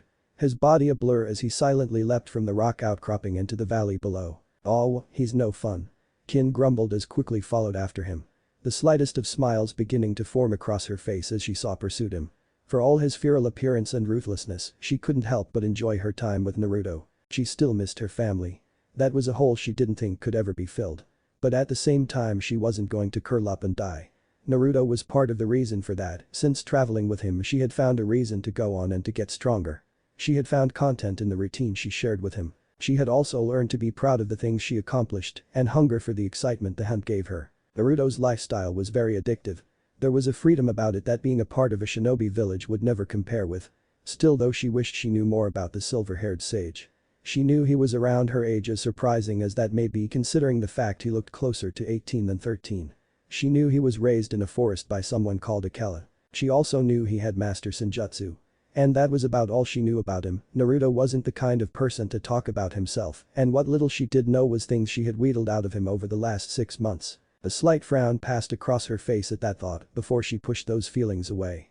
Instead, focusing on the task ahead, the both of them had just reached the outskirts of the settlement, battle would soon be joined. Come on, hurry up. A short man, with a scruffy black beard and a mop of greasy brown hair shouted, a nasty expression on his face as he watched the villagers working. We aren't paying you for nothing, you know. The man followed this up with a loud laugh, something a number of his companions joined in on as they passed around a wineskin. Pon, I don't think we're paying these guys, a tall skinny man with shaggy brown hair and a vacant expression on his face said. The now named pawn turned to glare at the other man, a look of annoyance prominent on his face. That's the point of the joke, Dumbus. Oh, the other man replied, nodding his head as he did so, before he paused and let out a laugh. Good one, pawn. Pawn shook his head as he saw this. Sometimes, Lee. Sometimes you're so fucking stupid, I swear it's a miracle you remember how to breathe. Ha. That's funny, pawn. The now named Lee replied with a guffaw. Pawn's expression was blank as he looked at the laughing Lee. I wasn't joking, boy. Can you two just fuck and get it over with? Another one of the thugs shouted up, taking his eyes off the toiling villagers as he did so. Otherwise Raiga will give you a funeral. That shut all of the men up, all of them shifting uncomfortably, their eyes shifting to the upper portion of the village, further up the mountain. Right you are. Pawn replied uncomfortably, coughing into his hand before turning back to the villagers. You lot hurry up. Raiga wants the mine running faster. The villagers below grumbled a bit at that, but otherwise increased their pace. They had after all seen the cruelty of the one they called Raiga. It didn't matter who you were, whether you were one of his thugs or a villager, if you pissed him off he would kill you. And your death would be long, drawn out and terrible. Come on faster you lazy fucks. Pawn shouted again, slamming the base of his spear into the ground to emphasize his words. He was about to speak again before he suddenly stopped, his eyes widening as he heard a faint whistling sound. Looking around, Pawn's vision began to blur, even as the sound of whistle began to reverberate around his head. What Pawn tried to say, his head throbbing as his vision blurred even further. He soon stumbled to the ground, his hand slapping into wet mud as an overwhelming feeling of weariness came over him. All around the prone man the others were all similarly affected. Bandits and villagers all were falling to their knees, their heads throbbing and their gazes blurred. All the while the low whistling sound continued to sound out across the village. The sound was faint, barely audible, but even so, it had succeeded in incapacitating nearly 40 people. You're getting better. Naruto spoke up, a look of faint surprise on his face as he saw all the disabled men and women around him. I know. Kin said, a slight grin on her face as she looked over at Naruto, the village once again becoming silent as she stopped whistling. Sound-based Jinjutsu, that was where Kin excelled. It was a talent she had first learned from her father along with standard Jinjutsu techniques, but had since developed whilst in Naruto's company. Using sound as a base for casting Jinjutsu was in her opinion somewhat of a niche technique, far more subtle than standard Jinjutsu techniques. Far more versatile too. It's not exactly silent though, is it? Naruto asked in amusement as he walked into the village, glancing briefly over at the incapacitated villagers before looking over at the bandits. They were all beginning to recover, it was slow, but a couple were slowly pushing themselves to their feet. Kin shrugged in response, unsheathing her tanto as she approached one of the hunched-over thugs.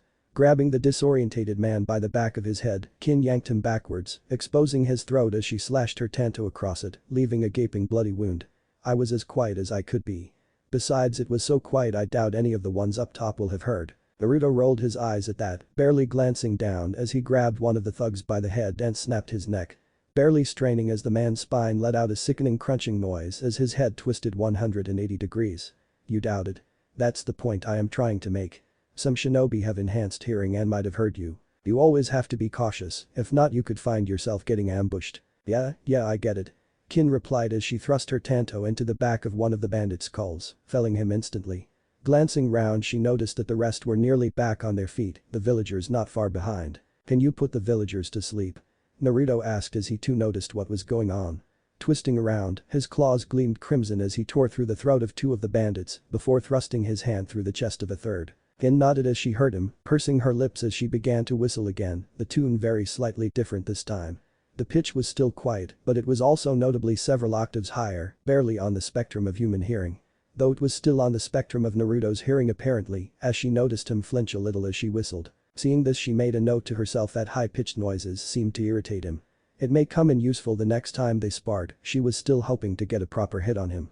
So far she had only managed to strike his hands when he was blocking her. The instant Kin stared whistling again, the rest of the people in the area all froze.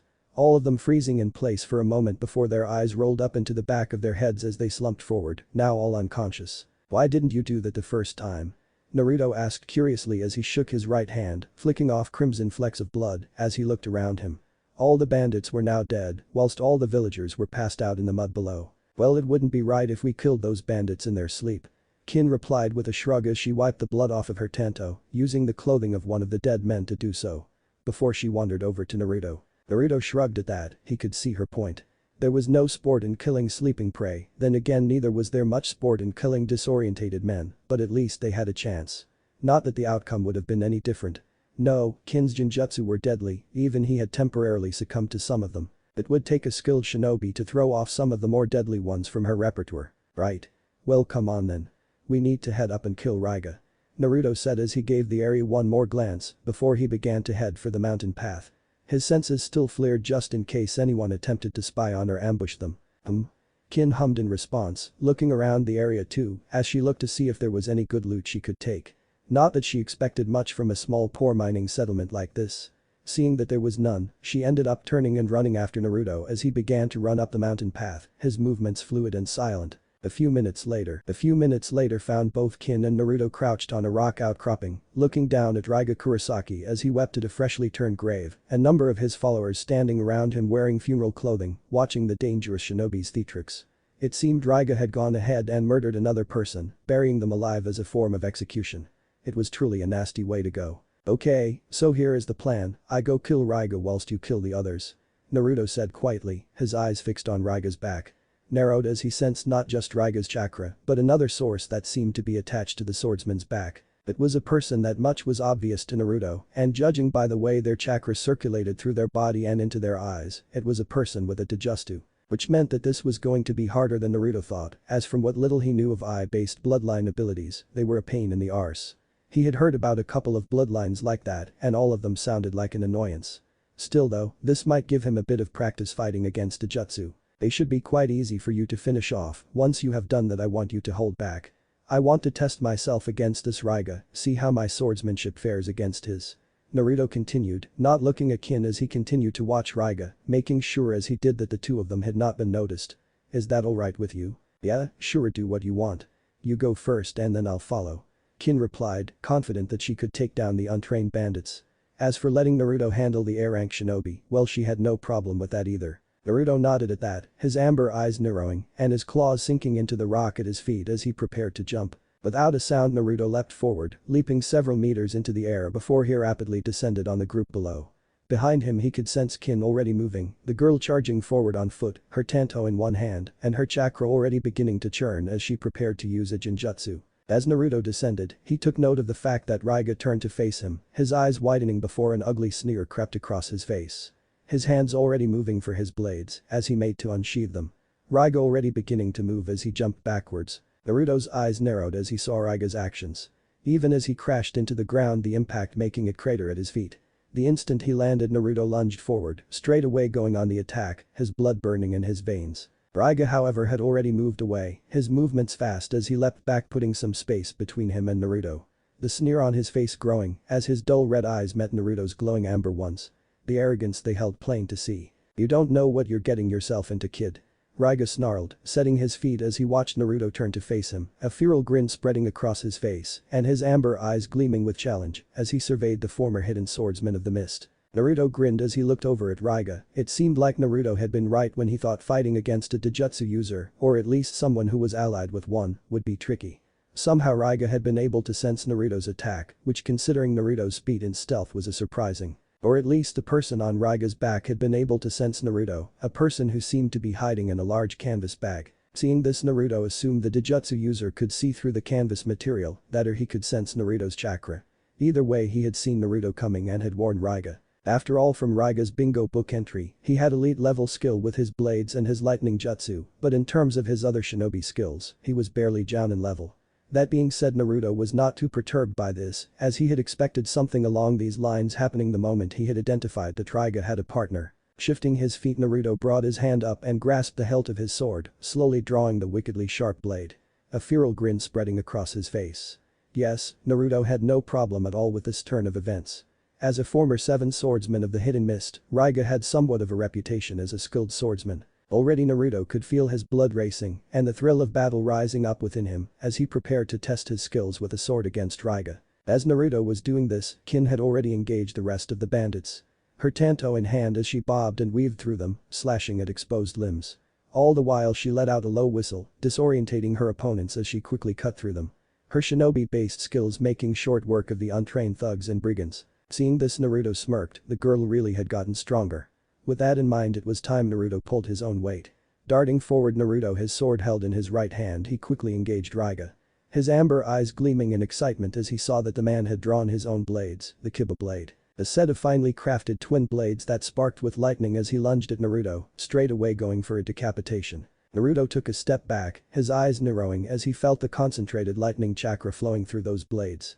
Dodging Raiga's first swing, Naruto then lunged forward, his blade a blur as he went for a downward slash at Raiga. Which was followed by a swift set of rapid lunges and slashes, each strike flowing into the next as he began pushing Raiga back. Naruto's feet almost dancing across the ground, his blade a blur as he struck with both immense speed and strength. Quickly overwhelming the slower and weaker Raiga. A snarl spread across Raiga's face as he faced this onslaught. His skill with the twin blades was admirable, using the lightning flowing through them to his advantage as he defended himself. Releasing bolts of lightning at Naruto with every clash of their blades. Not that this deterred Naruto as his sword did not conduct Raiga's lightning, and the bolts Raiga did send out were easily avoided as he used the advantage Sage Mode gave him to sense the lightning chakra as it was released. Giving him an almost precognitive ability to avoid Raiga's attempts to paralyze and shock him with the stray blasts of lightning. Undeterred by Raiga's counterattacks, Naruto took another step forward, taking a strong base as he parried away Raiga's Kiba blades. Before he darted forward with a swift lunge, his blade scoring a bloody wound on Raiga's shoulder. It would have impaled the man, but at the last second he had dodged, throwing his body to the side. Scowling as he saw this, Naruto once again scowled at the lump on Raiga's back. The moment before he had struck Raiga, he had heard a whispered warning being given to the man. It was because of this that the man had survived what would have been a crippling blow had it landed. Letting out a slight growl, Naruto rushed forward once again, engaging Raiga as he lashed out with his sword, making the man backpedal as Naruto pulled forwards. A look of frustration entering Raiga's eyes as he swung both of his blades sideways at Naruto, probably hoping to make him back off and give Raiga more space to compose himself. It didn't work though as Naruto ducked down low, avoiding the wide sweeping blades, and instead delivering a solid kick to Raiga's right leg, causing it to collapse under him, before Naruto followed it up with a slash of his sword. Raiga only just managing to dodge as the blade cut through his clothing and bit into his skin, leaving a bloody trench running from his left hip to his right shoulder. Naruto then followed this up with a light kick to Raiga's chest that sent him staggering backwards, the Kiba blades falling out of his loosened grip as he instead clasped the bloody wound on his chest. With Raiga staggering backward from his silver-haired attacker. Raiga clasped the bloody wound across his torso, his eyes widening as saw his attacker stand up straight again. His sword held lazily at his side and his amber eyes locked hungrily on Raiga. Seeing this, Raiga's mouth went dry, fear beginning to grow within him as he saw his opponent didn't even look out of breath. This foe was beyond him, he knew that much. He was faster, stronger and more skilled than him, Raiga could tell that. Just as he could tell the only reason he wasn't already was because this man, for whatever reason, was toying with him. Pushing his fear away for now, Raiga instead channeled his chakra to his wounds, stifling the blood flow and soothe the pain from the wounds as he did so. It was a temporary measure, but hopefully it would allow him to continue on long enough to at least escape this attacker. "What do you see, Ranmaru?" Raiga muttered as he took a step back, his eyes flickering to his Kiba blades that lay in the mud behind his assailant, assessing the likelihood of recovering them. The soft voice replied back, the voice coming from the large backpack he had on his back. Raiga, he's too powerful for you to fight. I've never seen anyone with this much chakra before, he's not human, he's a monster Raiga. We need to run now or he will kill us, we need to flee. I know but it's not that easy. What about a genjutsu? Can your eyes cast one on him? Raiga asked, his eyes narrowed as he tried to think up a strategy. Ranmaru was correct, whoever this was, Raiga was out of his league. And with the wounds Raiga had already suffered, he was unlikely to be able to fight his way out of this, which meant he would have to rely on Ranmaru using his Dojutsu to cast an irresistible genjutsu on the man. That should hopefully buy them enough time to grab the Kiba blades and escape. But for that to happen, Ranmaru would have to make eye contact with the feral-looking man. Ranmaru made to reply, but before he could his eyes widened and he instead shouted a warning to his friend, Raiga, he's coming, get down. Raiga through instinct did what Ranmaru said, lunging into a low crouch. Just in time too as he saw the man's blade slice through the air overhead, the air thrumming as it did so. Rolling to the side he once again dodged as the silver-haired man's clawed foot slammed into the ground, followed by his blade. Rolling to his feet, Raiga looked up in shock, only to find himself looking at a set of glowing amber eyes. With Naruto scowled as Raiga once again seemed to almost predict his attack. The child on his back was the reason, Naruto knew this now after he had listened into the brief conversation the two of them had had. His eyes too appeared allowed him to see Naruto's attacks even through the canvas covering the boy, not only that, but from what Raiga said they also seemed to be able to cast eye-based genjutsu. Naruto had never heard of a set of dijutsu like this, but at the moment it sounded like some kind of cross between the Hyuga clan's famous Byakugan and the Uchiha clan's legendary Sharingan. Either way it was powerful. Not missing a beat, Naruto leapt forward, his blade held at the ready as he once again engaged Raiga. The man avoided his first strike and then his second. But his third struck Raiga straight in the chest, Naruto's 4-foot-long blade piercing through Raiga's chest and through the person on his back. Blood bubbled from Raiga's mouth as he looked at Naruto in surprise, confused red eyes meeting glowing amber. Naruto just gazed levelly at him for a moment before he twisted his blade and wrenched it out of Raiga's chest. With a dull thud, Raiga collapsed backward, his eyes wide and vacant. "Well, you took your time." A glib voice spoke up from behind Naruto, prompting him to turn around and smirk at the waiting kin. Noting as he did the dozen or so dead bodies lying behind her, most of whom had their throats cut. "I was enjoying myself," Naruto replied with a shrug, idly reaching down and tearing off a part of Raiga's clothing before he used it to wipe the blood of his blade. "How did your fight go?" "It was easy, none of them had any real skills to speak of," Kin replied with a nonchalant shrug, her gaze instead resting on Raiga's dead body. "What about yours? Did he put up much of a fight?" "Not really, he was a mediocre swordsman at best, mainly relying on the Kiba blade's abilities," Naruto replied in disappointment, glancing at the fallen blades that were lying in the mud a few feet away. The wielder of them might have been incompetent, but the blades themselves were powerful. Naruto would make sure to take them with him when he left. He also had a partner. "The partner?" Kin questioned, her brow furrowed in confusion as she scanned the area looking for another dead shinobi. Seeing this, Naruto shrugged before he used his foot to kick Raiga's body over, so it was now lying on its front. Kin looked over curiously at Naruto as he did that. "Yeah, he had some kid with a set of dijutsu on his back. The kid was able to see and read my attacks and was warning Raiga about them. Ended up making the fight longer than it should have been," Naruto replied absent-mindedly as he reached down and ripped the backpack of Raiga's back, the material tearing away to reveal a frail-looking boy on his back. The kid looked to be around 12 or 13 years old, with very apple skin and thin brittle-looking limbs. Not that that mattered as the boy was dead, his eyes staring blankly straight ahead. A large bloody wound in his chest formed Naruto's sword. Turning his body, Naruto looked closely at his dead eyes, taking note as he did of the chakra that was slowly flowing out of them, his body no longer constantly providing it now he was dead. "This kid's dijutsu," Naruto said with a frown as he looked up at Kin, noting the curiosity on her face as she looked at the kid's red eyes. It was some kind of variant of a Sharingan or a Byakugan, I am not sure. Either way, it allowed him to see through this bag in all directions and help Raiga in tracking my movements and predicting my attacks. It also apparently could cast Jinjutsu, though I didn't see him dong it. Poor kid," Kin said as she looked down at the boy, a bit of pity in her eyes. "Do you reckon Raiga forced him to help him?" Naruto shrugged at that. "Can't say for sure, but the kid seemed more than happy to help Raiga, or at least that was what I heard." Kin sighed at that before nodding. It was a shame someone so young had to die, but if he had been willingly helping a monster like Raiga, someone who buried people alive and took pleasure from it, then maybe it was better off that they were dead. "What do we do now?" Kin asked as she once again looked around the area before looking back at Naruto. Naruto hummed at that, a thoughtful expression crossing his face before he swung his blade up and down, decapitating Raiga's dead body. With that done, he then pulled a scroll from out of his coat pocket, unrolling it as he did so before he first sealed up Raiga's decapitated head for the bounty. Then he walked over and grabbed the Kiba blades, sealed them inside the scroll too. But that done, Naruto rolled the scroll back up and then shoved it into his pocket. Naruto then turned to Kin, a curious expression on his face. "Hey Kin, how good are your medical ninjutsu skills?" Kin frowned at this question, not sure where it was coming from, but answering it anyway.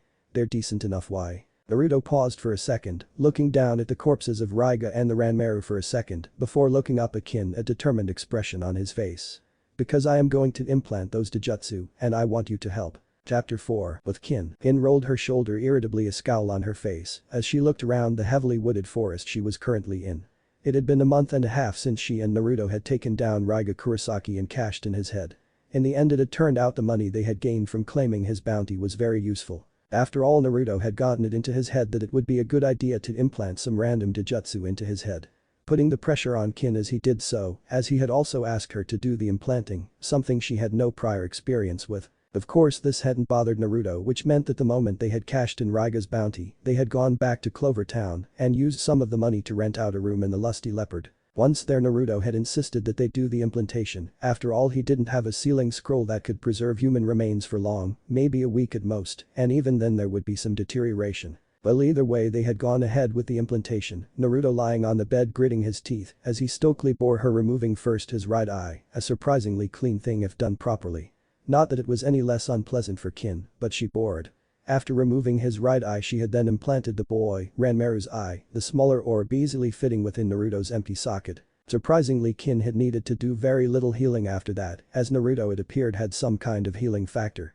Whether that was to do with his Sage mode or something else, Kin wasn't sure. All she knew was that the moment she inserted Ranmaru's Dijutsu in Naruto, his body had begun to start healing, immediately assimilating the eye into Naruto's body. In fact, Kin had needed to do very little after that, which was probably good as she only knew how to do blunt force healing and not the more complicated things. She was only adept at medical ninjutsu at best after all. After she had done the first eye, the second one had been just as easy, though still a less than pleasant task. No, the implantation of the Dijutsu had not been that bad, it had been quick and relatively painless. It was the part after that had been a pain. When Naruto had sat up after his healing had finished, he had become very disorientated. At first he had struggled to control the eyes, as he now found that he could see through walls and could in fact see chakra, an effect that was only made worse by the fact he could also sense her chakra due to his Sage mode, as now his senses were being totally overloaded. In the end, it had taken Naruto close to 3 weeks to get a handle on the eyes, even if it was just the basics like activating them and deactivating them. As well as handling their latent abilities like the ability to predict movements and ability to see through practically anything. He hadn't even tried to cast Jinjutsu within yet. This in itself wasn't bad, as it made Naruto only more deadly than he already was. Which was both frightening and brilliant. Though she would be interested to see how he would develop once he learned how to cast eye-based Jinjutsu. But it did mean that Naruto hadn't been able to work for 3 weeks, which meant they had had to dip into their savings to pay for the room and the food and drink. Which, considering just how great Naruto's metabolism was, meant they ended up blowing through a large chunk of their savings. Living after all was by no means cheap, especially when you were having to rent out a room and eat out most nights. Still, they had eventually gotten back to work, the two of them pretty much working non-stop. Naruto wanting to master his new eyes as fast as he could so that he could begin to hunt down larger prey. Which basically meant that he was feeling antsy and wanted to try his hand against stronger shinobi, i.e. high A-class and S-class shinobi. It was because of this that Kin currently found herself crouched on the branch of a tree, her muscles feeling sore after having spent the last 2 weeks constantly taking on missions. All of which were part of a military campaign that they had been hired to assist with. Naruto, through his mercenary contacts at the Lusty Leopard, had gotten them what at first had seemed like a pretty sweet gig. They had been hired alongside another few dozen mercenaries, bounty hunters, exiled samurai etc. by the daimyo of the Land of Woods to help him liberate the Land of Woods from some kind of enemy shinobi incursion. As apparently a group of mysterious shinobi had been causing a ruckus and he had somehow found out and now wanted them gone. Suffice to say, when Kin had first heard of the mission, she had been excited. After all, this might have given her some leads as to who had been the master of the shinobi who had murdered her family and kidnapped her. So far though, she had had no luck. The few enemy shinobi she had managed to ensnare with her Jinjutsu had died before they talked. They had some kind of seal on their tongue that stopped them from giving away information. It was something that neither Kin nor Naruto knew what to do about. It had been frustrating for Kin, which had only made the weeks on non-stop fighting and missions even more annoying. Mostly what she and Naruto did was protect the daimyo soldiers from the skilled shinobi, who a missing nin who had worked with them had called roots, apparently some former Konoha Black Ops group who were supposed to have been disbanded decades ago, but obviously hadn't. Either way, whilst Naruto, Kin and the others protected the main army, the daimyo's elite group of chakra-trained samurai and normal soldiers methodically destroyed the root bases with massive amounts of explosive notes. Naruto, Kin and the others taking on the root shinobi, whilst the rest of the army fought the bandits that the root Anbu had stirred up and equipped. Kin had to admit that the root Anbu she had fought were skilled, more than once she had been put on the back foot. Having to struggle as she found herself fighting against multiple, quickly moving silent opponents. In the end though, she always triumphed, her well-honed Jinjutsu skill allowing her to disorientate them long enough for her to strike them down with her Tanto. Others amongst them though had not been so lucky. Of the 30-odd mercenaries the daimyo had hired, at least 20 of them were dead now, and another couple had left, claiming the mission was too dangerous or not worth the money that was being offered. Of course, whilst Kin and the others struggled, Naruto did not seem to have the same problem. Bulldozing through any root shinobi stupid to get in his way. None of their attacks being able to keep up with his speed, durability and his new ability to predict attacks. His constant use of the eyes, which his unique healing factor had seemed to seamlessly assimilate, had gotten so fluid he had become an almost unstoppable juggernaut. Kin was soon broken out of her memories by the call of one of the samurai that served in the Land of Forest's army. His sudden shout almost catching Kin by surprise as she had been stoically gazing out at the surrounding forest, acting as one sentinels. A job Naruto had volunteered her for, claiming it would help fine-tune her sensory skills. Of course what he had meant actually was that he didn't want to sit on a branch all day and so had instead volunteered her to do so he wouldn't have to. Suffice to say she would get him back for this. "Hey Kin. Zaji wants to see you in the command tent, Naruto is already there." Suzaku shouted up to her, the brown-haired samurai not knowing the meaning of subtlety as he stood below the tree wearing his bulky green samurai armor. Smiling up at her as he casually gave away her well-hidden position. Rolling her eyes in irritation, Kin repressed the urge to snap at him. Knowing as she did that he didn't know any better and her taking out her irritation at her weariness on him wasn't fair. No, that was what Naruto was there for. Though knowing the sage he likely wouldn't notice or care, which took away most of the satisfaction, not all of it though. "Thanks Suzaku, I'll go find Naruto and see what he wants." Kin replied as she rolled her shoulder again before she leapt down from her perch in the tree. Falling the 15 feet to the leafy ground without a sound. After which she proceeded to sweep past Suzaku and into the camp, easily wending her way through the rows of tents and occasional patrols as she headed for the main tent in the center of the camp where both Naruto and Zaji the commander of the daimyo's army were waiting. With Naruto grumbling irritably, Naruto once again turned to look out of the tent, his amber eyes turning red as he activated his Dijutsu, allowing him to see through the thick canvas and through another 20 or so tents. A slight smile passed across his face as he saw Kin approaching, his attractive partner confidently moving through the crowds and tents as she approached the command tent. The girl was quite comfortably wearing a cuirass and right pauldron she had taken from a dead samurai over the top of her mesh undershirt and her black overshirt. Her now knee-length silky black hair now plaited and fell down her back. Her tanto was still belted to her waist along with her kunai and senbon pouches. The confident look was also present on her face as she walked through the camp of older and more experienced soldiers and samurai, not at all daunted as she knew herself to be on the level or higher. Cutting off his chakra to his eyes, the glowing red color faded to his usual amber color, signifying that he was still using his sage mode.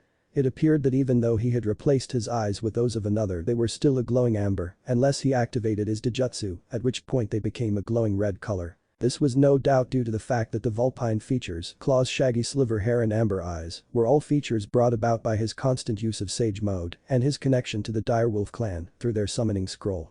To the point at which it had permanently begun to mutate his body. Not that Naruto was complaining, he always thought his amber eyes were badass. Far more striking than the baby blue color they had been in his youth before he had begun training to be a sage. They certainly added to his intimidation factor, something that was useful when it came to corralling prey. Turning back to Zaji, a very tall, heavy-set samurai in his early 30s, a mass of muscle and power clad in incredibly ornate sliver armor. Not that his size really bothered Naruto, as he instead gave the impatient-looking army commander a bored look before saying, "She's just coming." "Good." Zaji replied impatiently, not bothering to ask how Naruto knew. Naruto was an odd one, not that that bothered Zaji. As long as he could fight and obey orders, that was all that mattered, and Naruto could surely fight. The man was an absolute monster. Obeying orders though, he was not quite as good at that. Still though, as long as the daimyo kept the money coming and Zaji phrased his commands the right way, they made do. Still though the man could be a pain in the arse, he refused to do solo missions and always insisted on bringing his partner Kin along.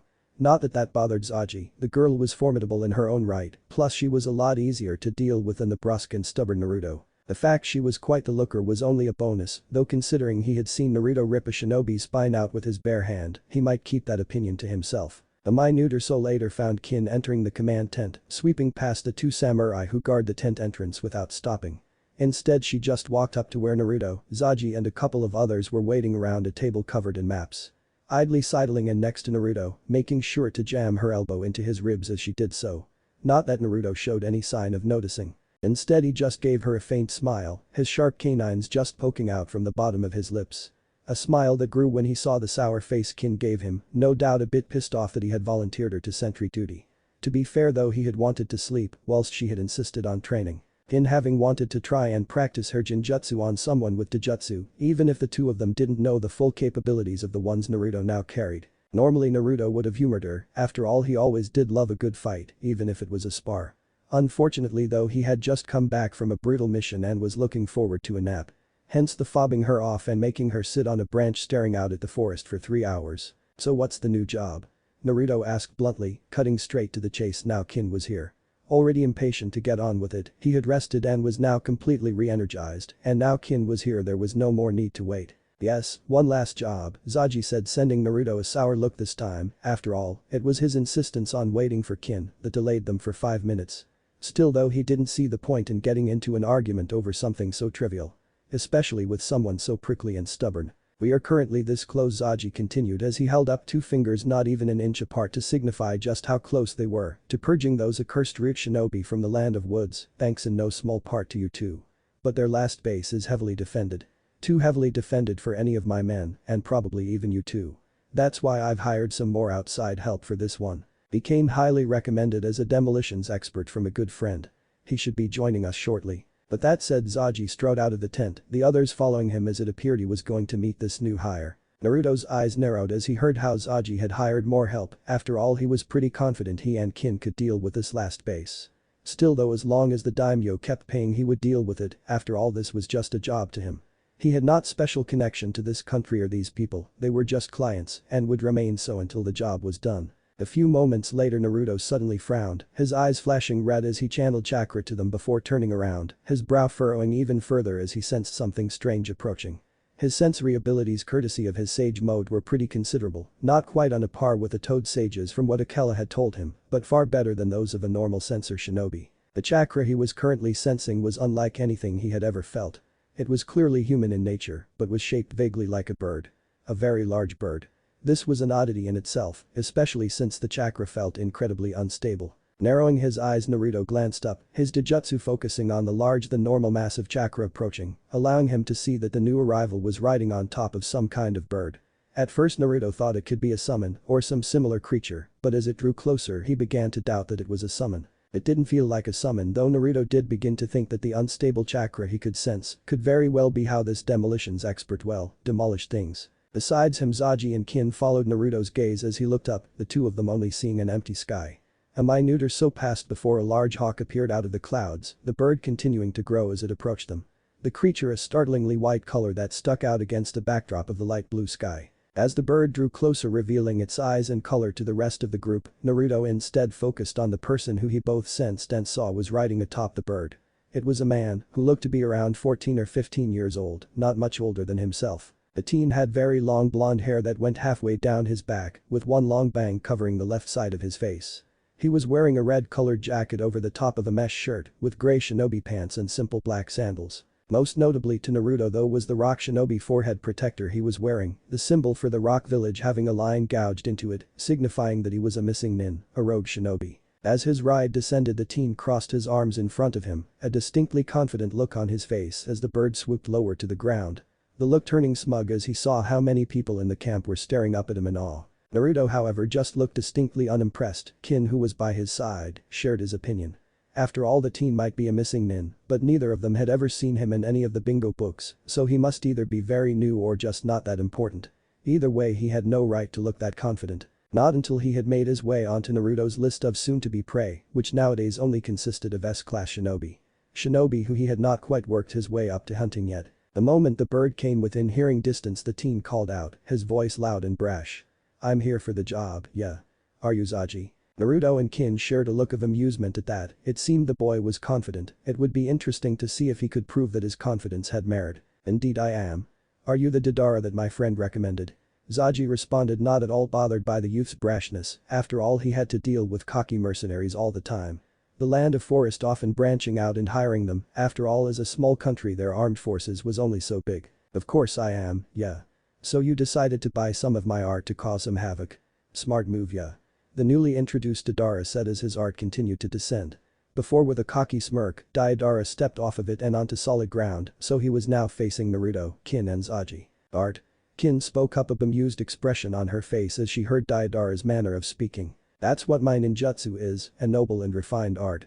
Deidara replied, a large spreading across his face as he focused in on the pretty black-haired girl, ignoring the others for now as he saw an opportunity to show off. Holding his hand out, he revealed a small clay spider that lay innocuously on his upturned palm, which oddly enough had a mouth embedded in it, teeth, tongue, and all.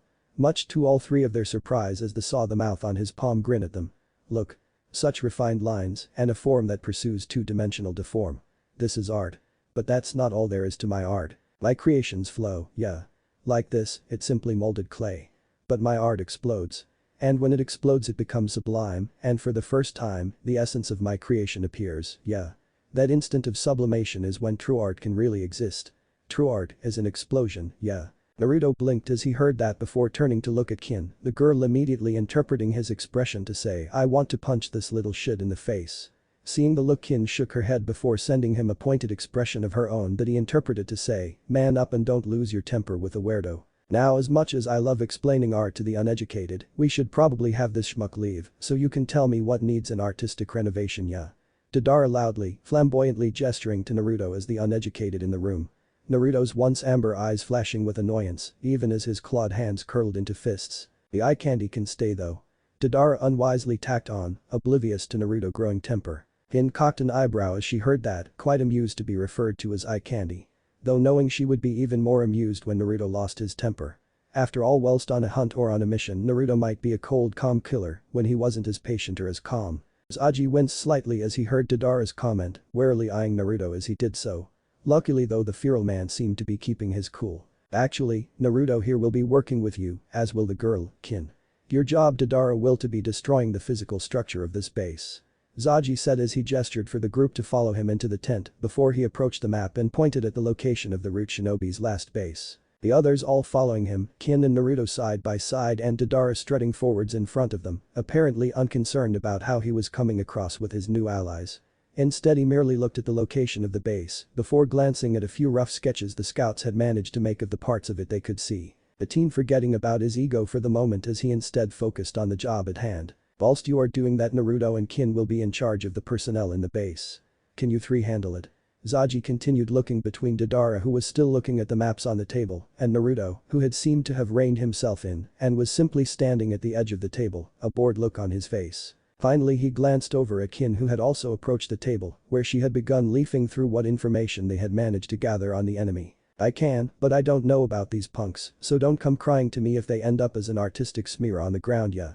Deidara said offhandedly as he glanced away from the table, all the information now carefully filed away in his memories. A look of dark amusement crossed over Naruto's faces as he looked over at Deidara, his canines protruding from his mouth into an amused smirk. "If this fool can't so much as scratch me with his art, I'll give him all the money I make for this job." Deidara's lips quirked in amusement at that, a lazy look on his face as he looked Naruto up and down, noting his large muscled form, feral features, sinister glowing amber eyes, claw-like nails, and the hilt of a sword he could see just poking out over his shoulder. Yes, the man looked formidable, but he also looked like a common berserker. Deidara didn't rate Naruto's chances against his explosive art. In seeing the way the two were acting, just rolled her eyes muttering under her breath, "Boys, I'll take that as a yes." Zaji said carefully as he looked between the cocky-looking Deidara, the exasperated-looking Kin and the darkly amused Naruto. "I'll leave you to it. Remember though, if the job isn't finished, you won't get paid." Yeah, no problem." Naruto said as he glanced over at Kin, the two sharing a look before he set off heading for the nearby woods, Kin quickly following after him. Deidara scoffed as he saw the two run into the forest heading for the base. Shaking his head in amusement before he once again mounted his clay bird and followed after them. Within the root base, Thorin would be frustrated if Lord Danzo's harsh training hadn't removed all emotion from him. He had been sent to this backwoods country to quell a sudden move to oust Danzo's influence in this country. It should have taken around 50 root Anbu to stop the move by assassinating key figures in the government and military. The daimyo's army didn't even have a single shinobi among them and barely 100 samurai. Most of the troops didn't even know how to use their chakra, and the ones that did were weak and only used bastardized techniques that had been scavenged from the shinobi villages. Against a trained and experienced shinobi, the forces were paltry. After all, Lord Danzo had ordered Torun and Fu to personally wipe out any powerful groups that could resist them when they had first begun to extend the root organization into the land of forests. No, Lord Danzo's elite root ninja were currently fighting samurai, mercenaries and common soldiers, and worse still, they were losing. While the Land of Forest's forces didn't have a single ninja, Rim was apparently no object to the surprisingly well-funded country. So much so that they had hired missing nin and the like to guard both the daimyo and to assist in the assault and the root forces. Thorin couldn't even be angry at the missing nin that the Land of Woods had hired, both because he literally couldn't and because even missing nin had to earn money. This of course did not translate to mercy when in combat. The mission comes first after all. And it was because of those same missing nin that Torun and 50 other root shinobi had been assigned to join the forces stationed in the Land of Forests on this pathetic little assignment in the middle of nowhere when he would be of more use serving Lord Danzo back in the Hidden Leaf. Thorin had tried to muster the forces and just end this charade already so he could return to Lord Danzo's side, but they had apparently hired some rather competent shinobi. So much so that a large chunk of Lord Danzo's forces had been wiped out and the Root's grip on the country was almost lost. Still, all was not lost yet. All it would take would be to kill the missing Nin, and then the rest would fall. To do that though, he would have to contact Lord Danzo and request reinforcements. Something his master would not appreciate, as he had already sent more shinobi here than he had wanted to. Thorin was just thinking over how he could use the forces he still had to lure them out and into an ambush when the ceiling suddenly shook, dust falling from the ceiling and cracks beginning to appear overhead. Realizing that this either meant an enemy attack or an earthquake, Thorin was forced to make a quick decision. If it was an enemy attack, they would want to stick to the base, but remaining underground during an earthquake would kill them all as surely as an army of enemy shinobi. Deciding that the rebels couldn't have the kind of firepower required to make him feel the shock several dozen feet below the earth, Thorin quickly ordered his fellow Root members out of the subterranean base. As Thorin arrived at the entrance to the Root's last base in the country, he noticed that the others had yet to exit the doors. What seems to be the issue? Thorin asked, his voice coming out cold and monotone as he tried to determine what the issue was. Sir, one of the sensors detected several large chakra sources outside. We determined that they are the source of the tremors. Awaiting further orders. One of the more experienced Root members informed him, his tone of voice almost indistinguishable from Thorin's as she turned to look emotionlessly at his captain. Just as Thorin was about to order the squads back to defensive positions to repel the enemies, the doors crashed inwards and crushed a couple of the less alert Root members. This left Thorin down to only himself and 10 other Root. That being said, Thorin couldn't fully blame the 2 dead Root members for being crushed by the large metal doors. The doors had after all been reinforced by a dual iron bar seal. Anyone capable of destroying them, even with repeated barrage, was a not force to trifle with. The power and strength it would take to so easily break through meant they were facing a potential S-class shinobi. Before the dust could clear, a black blur exploded forwards, a set of glowing red eyes, clearly visible through the cloud of dust. What followed next was a sudden swish of metal followed by a gurgle and a sudden thud. A spatter of blood hitting the Root Anbu as one of their number was instantly decapitated. Make that 9 Root Anbu left. Thorin thought as despondently as someone without emotions can. The other Root Anbu reacted instantly, 3 of them weaving through hand seals before bringing their hands to their mouth and sending forward a wave of fire at the entrance. The others all moving back and preparing for battle, taking note of the narrow corridor they were currently in. Not that this did them any good, as a figure suddenly barreled through the intense flames, seemingly not affected by them, as he instead collided with the 3 shinobi. A clawed hand tore the throat out of the first shinobi, a blur of black metal cleaved another in 2, and the 3rd shinobi received a clawed foot in the middle of the chest, shattering his ribs and pulverizing his organs. In a matter of moments all 3 of them were dead. Thorin, seeing this, calmly raised his fist before commanding his men to retreat back into the base. This was a powerful opponent. The Root shinobi did not excel at facing powerful opponents straight on. They were trained to be true shinobi after all. They were suited to fighting in the shadows using speed, skill and subtlety. The dark corridors deeper within the base would be much better terrain for them to face down and kill this new foe. Thorin himself also retreated deeper into the base, despite the fact that he knew that no matter how strong the individual was, one touch would be enough to end him. With that in mind, Thorin shed his gloves and shirt, his skin taking on a vibrant shade of purple, not exactly as stealthy as one would like for a profession based on sneaking around, but its effectiveness more than made up for it. One touch of the venomous insects crawling over his skin would put down any enemy. Of course, its lack of subtlety didn't matter, since if Thorin had taken off his shirt and gloves, he wasn't trying to be stealthy.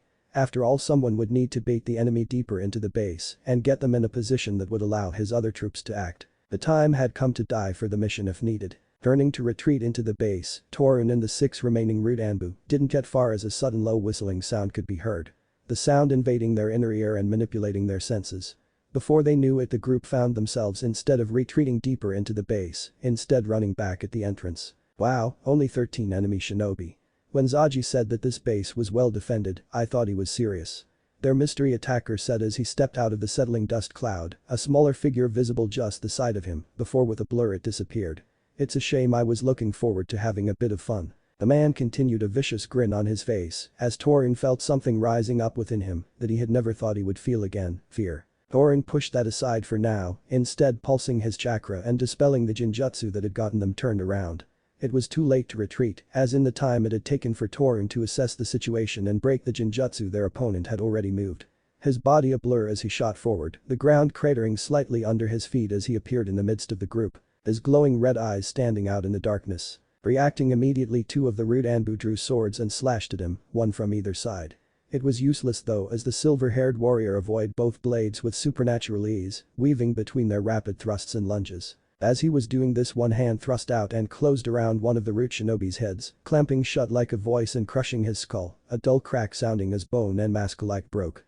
Whilst he was doing this, the blade in his other hand batted away his other opponent's strike and continued on through his throat, killing him in an instant. Grimacing, Torin darted forward towards his opponent, his four remaining subordinates at his side. That is of course until the high-pitched whistle sounded. Upon hearing it, Torin immediately fluctuated his chakra, leaping to the ceiling and attaching to it as he covered his ears with his hands. The other root shinobi were not so quick on the uptake. All four shinobi found their muscles seizing up, freezing their movements for a moment, making them stumble forwards. Before any of them could recover, a smaller figure detached themselves from the side of the darkened corridor. A lithe girl, with long black hair and a slight smile on her face as she darted forwards, a tanto in her hand as she hamstringed three of the shinobi before they even had a chance to recover. Her body low to the floor as she swept around, her tanto flashing again as it slit one of the shinobi's throats and dug into the side of another's forehead. The girl pulling the blade out as she rolled to the floor, avoiding a barrage of kunai from one of the now recovered shinobi and a blast of condensed water from the hamstring shinobi. Falling from the ceiling, Torin aimed to take the girl out whilst she was distracted. The wind whistling in his ears as he descended on her, his hand closing around the back of her before he used both his physical strength and momentum to slam her head into the ground. Or at least he thought he did, until her body dispersed into mist and a sudden gurgling sound made him look up. The hamstring shinobi fell to the ground, a red smile opened up on his throat. The girl standing behind her, bloody tanto in hand as she looked down at the surprised Torin. Another genjutsu. Torin muttered, his tone empty as he stood back up, a look of faint irritation on his face as he stood up, falling into a ready fighting stance. The other remaining rude Anbu also fell into a fighting stance, a tanto held in his hand. "Take the girl," Torin said to his companion before he turned away to face off against the amused-looking man. Torin ran at his opponent as the other root member moved at the same time, heading for the confident-looking girl. As he charged in, Torin noticed that the man glanced over his shoulder, a slight smirk on his face as he made the mistake of looking over at the rude Anbu charging his companion, taking his eyes off of Torin in the process. The last mistake he'll ever make. Torin thought to himself as he rapidly got in close and went to punch his opponent across the exposed skin of the face, releasing his swarm of venomous bugs in the process. Instead of the fist making contact though, the silver-haired man reached up and caught the punch in a palm that didn't give an inch. His sharp nails piercing Torin's skin and his grip cracked the bones in Traun's hand. As well as the sudden feeling of pain, what truly startled Torin was the fact that his opponent hadn't looked in his direction at all. "Somehow I expected more. I mean, you are the one giving the commands, are you not? I would have thought that the leader of the group would be the most dangerous one," the silver-haired man said, a faint note of his appointment in his voice as he turned his glowing red eyes onto Torin. His sword held lazily at his side. As he saw the glowing red eyes, Torin felt another shiver of fear. Those eyes, it was like they could see through him. Just the feeling he got from them made him know that they weren't natural. Still though, that didn't matter. What did was that he had made contact with the man's flesh. The man was already dead, he just didn't know it yet. "Ah well, might as well finish it." "Wait, what?" the feral-looking man said in surprise as he looked at his hand. Torin grinned as he saw that his opponent wasn't wearing gloves. Even among the Aburum, Torin had been unique. He commanded a swarm of microscopic insects that inhabited his body. Through physical contact, he could infect his opponents with these insects, which were poisonous to everyone but himself. The insects would feed off the chakra of their opponents like regular parasitic insects, but the poison the bugs released was what killed them far faster than chakra exhaustion. The poison would take longer to spread if it started in the hand, and the limb could be amputated to remove the poison, but Torin had more or less won. Still, one didn't become one of Lord Danzo's most trusted by taking risks and assuming things. Torin swept out his tanto for a quick slice to the neck for the kill. His tanto made clean contact, but somehow failed to penetrate the skin. Not only that, the tanto shattered as if it were made of glass. An amused look crossing the man's face, his eyes becoming an amber color as he released Torin's hand and watched him jump back. His opponent's eyes became red once again and suddenly flashed with glee and challenge as he lashed out with his infected fist, driving his closed fist into Torin's stomach and sending him staggering backwards. Rather than follow through with his strike, the now red-eyed man then stared at his left hand in interest, an act which surprised Torin. He had been expecting horror and a sudden realization of impending doom. Torin had won after all. Then the strangest thing began to happen. The purple skin on the man's hand began to turn stone gray from the original point of contact and quickly spread, overtaking the microscopic insects. The poison had only spread halfway up the forearm before it stopped entirely. A silver-haired man idly shaking his grey hand, breaking a thin layer of actual stone that had formed over his left hand and forearm. The interest on his face turning into a smirk as the man looked up at Torin, smirking as the rude Anbu took a couple of steps backwards. I take it you didn't know. Absorbing natural energy is dangerous for those untrained in its use. Torin's opponent said as he absent-mindedly as he brought his attention back to him. A smile passing over his face as he slashed his sword through the air before he darted forwards. Not pausing for a second as he crossed the distance between them in moments. Luckily, Torin managed to use the replacement technique to switch with a log, the wood shattering into splinters of wood as the man tore through it. Not pausing for a second as he unerringly found Torin, charging forward and engaging the Aburam in close combat. As he did so, Torin unleashed his entire swarm, using the chakra-eating bugs as a distraction as he controlled them and made them swarm his attacker. Now any normal shinobi would try all the harder to overcome this foe, but shinobi trained as Rude Anbu weren't governed by their emotions. Torin knew when to cut his losses and inform Lord Danzo of his discoveries. Torin performed the body flicker technique to put as much distance between himself and the much stronger rogue shinobi that had attacked the base and butchered the rest of Torin's team. He had put enough distance between himself and the base that he felt safe tree jumping instead of using the body flicker. He was glad. The body flicker was known to aggravate injuries received after all. He had a number of broken bones and damaged organs from fighting that monster of a shinobi. Torin didn't even wait long enough to see his fellow root shinobi cut down like a dog, the man's female opponent idly cleaning her blade as she stood over his dead body. Nor did he see the flash of irritation that passed through the silver-haired man's eyes as he fought through the swarm of toxic chakra-eating bugs. No, instead Torin leapt into the surrounding forest, swiftly moving from tree to tree. As he did so, he was surprised to notice a large white spider on one of the tree limbs he jumped past. Almost as if it responded to him noticing it, the spider jumped from its perch and latched onto his face. Right before the spider exploded, Torin heard the last words he would ever hear. But this, become art. Katsu. A few minutes later, an amused smirk passed of Dodara's face as he looked down at the last of the root shinobi. The one who had tried to flee only to have his head blown to pieces by his art. Looking up from the man's ruined remains, he instead looked over at the shattered remains of the enemy's base. The underground bunker now fully exposed, courtesy of his bombardment of explosives. Looking over at the shattered entrance to the bunker, he saw Kin and Naruto leaving the base, the two of them having likely wiped out all of the shinobi taking refuge within. As it turned out, the two of them weren't as hopeless as he had initially thought. Of course, in the end they still needed his help to kill the one that tried to get away. But still they were decent enough. Even if their fighting styles were crude and artless, they got the job done, and in the end that was all that matters. Who knows, he might let them tag along on his next job. Stepping of his flying clay bird as it descended to the ground. Dodara smirked slightly as he saw the other two approaching. Not bad for a single day's hard work, yeah. Naruto cocked an eyebrow as he heard that, before shrugging. I was expecting a bit more excitement. I think we've had enough excitement for the last few weeks. Now our job here is finished, can't wait to get back to some normal bounty hunting.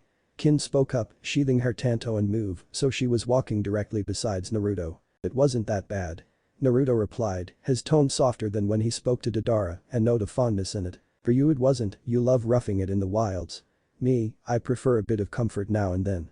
Kin replied, a sour look on her face as she saw Naruto send her a grin. Well, if you two love birds are finished, let's head back to the camp and inform them of our success. Dodara spoke up, an amused smirk on his face as he saw the both of them give him irritated looks. Fine then, but you are going to give us a lift on your pigeon. Naruto said brusquely, making it clear that Dodara had no choice in the matter. It's not a pigeon, it is a hawk, you cretin. Dodara snapped back. Really? Kin asked, furrowing her brow. Yes. Dodara snapped back. Think you might need some art lessons. Naruto replied bluntly as he swept past Dodara. Fuck you. Dodara cursed as he saw both Kin and Naruto mounting the clay hawk. Getting on it himself as he willed it to lift off and begin flying them back to the army's camp. Before they could fully take off though, the bird exploded. All three of them leaping off before the bird exploded. Naruto scowled as he crashed onto the ground, his eyes narrowed as he instantly locked on the incredibly powerful chakra source that suddenly appeared in his vicinity. It appeared with no warning, like 1 minute it wasn't there, then the next it was. It was a man, a striking one at that. Who the moment he showed himself caught the attention of all three of them. He had orange hair that blew slightly in the wind and dozens of black piercings across his face and arms.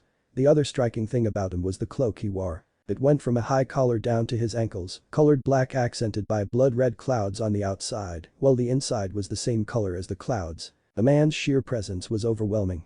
Even Naruto, who was very confident in his skills and ability, knew that he couldn't take this man on right here and now.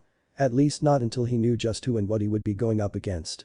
There was just something about him that inspired dread as Naruto straightened himself, his sword in hand. He sensed Kin appear next to him, the girl obviously picking up some of the same thing Naruto was, though maybe not to the same degree. Either way, she obviously knew she was out of her depth. "Who are you?" Naruto asked bluntly, squaring himself as he moved so he was just shielding Kin. His amber eyes flashing to red as he activated his Dijutsu, almost immediately being taken aback as he saw the sheer power this man exuded. Being able to see it was a lot more intense than just being able to feel it. The orange-haired man looked Naruto in the eyes as he heard that, revealing to Naruto for the first time the purple ripples that his eyes seemed to be made of. The eyes radiating with so much power that for Naruto it looked like the man had two suns in his skull. It seemed the source of the man's power might be a set of Dijutsu. "I am God. I am the one who will bring peace to this pathetic world. I am pain." The man introduced himself, his voice deep, catching their attention immediately. While the man's claim to be God was ridiculous, something about the way he carried himself and the power he exuded made Naruto wary.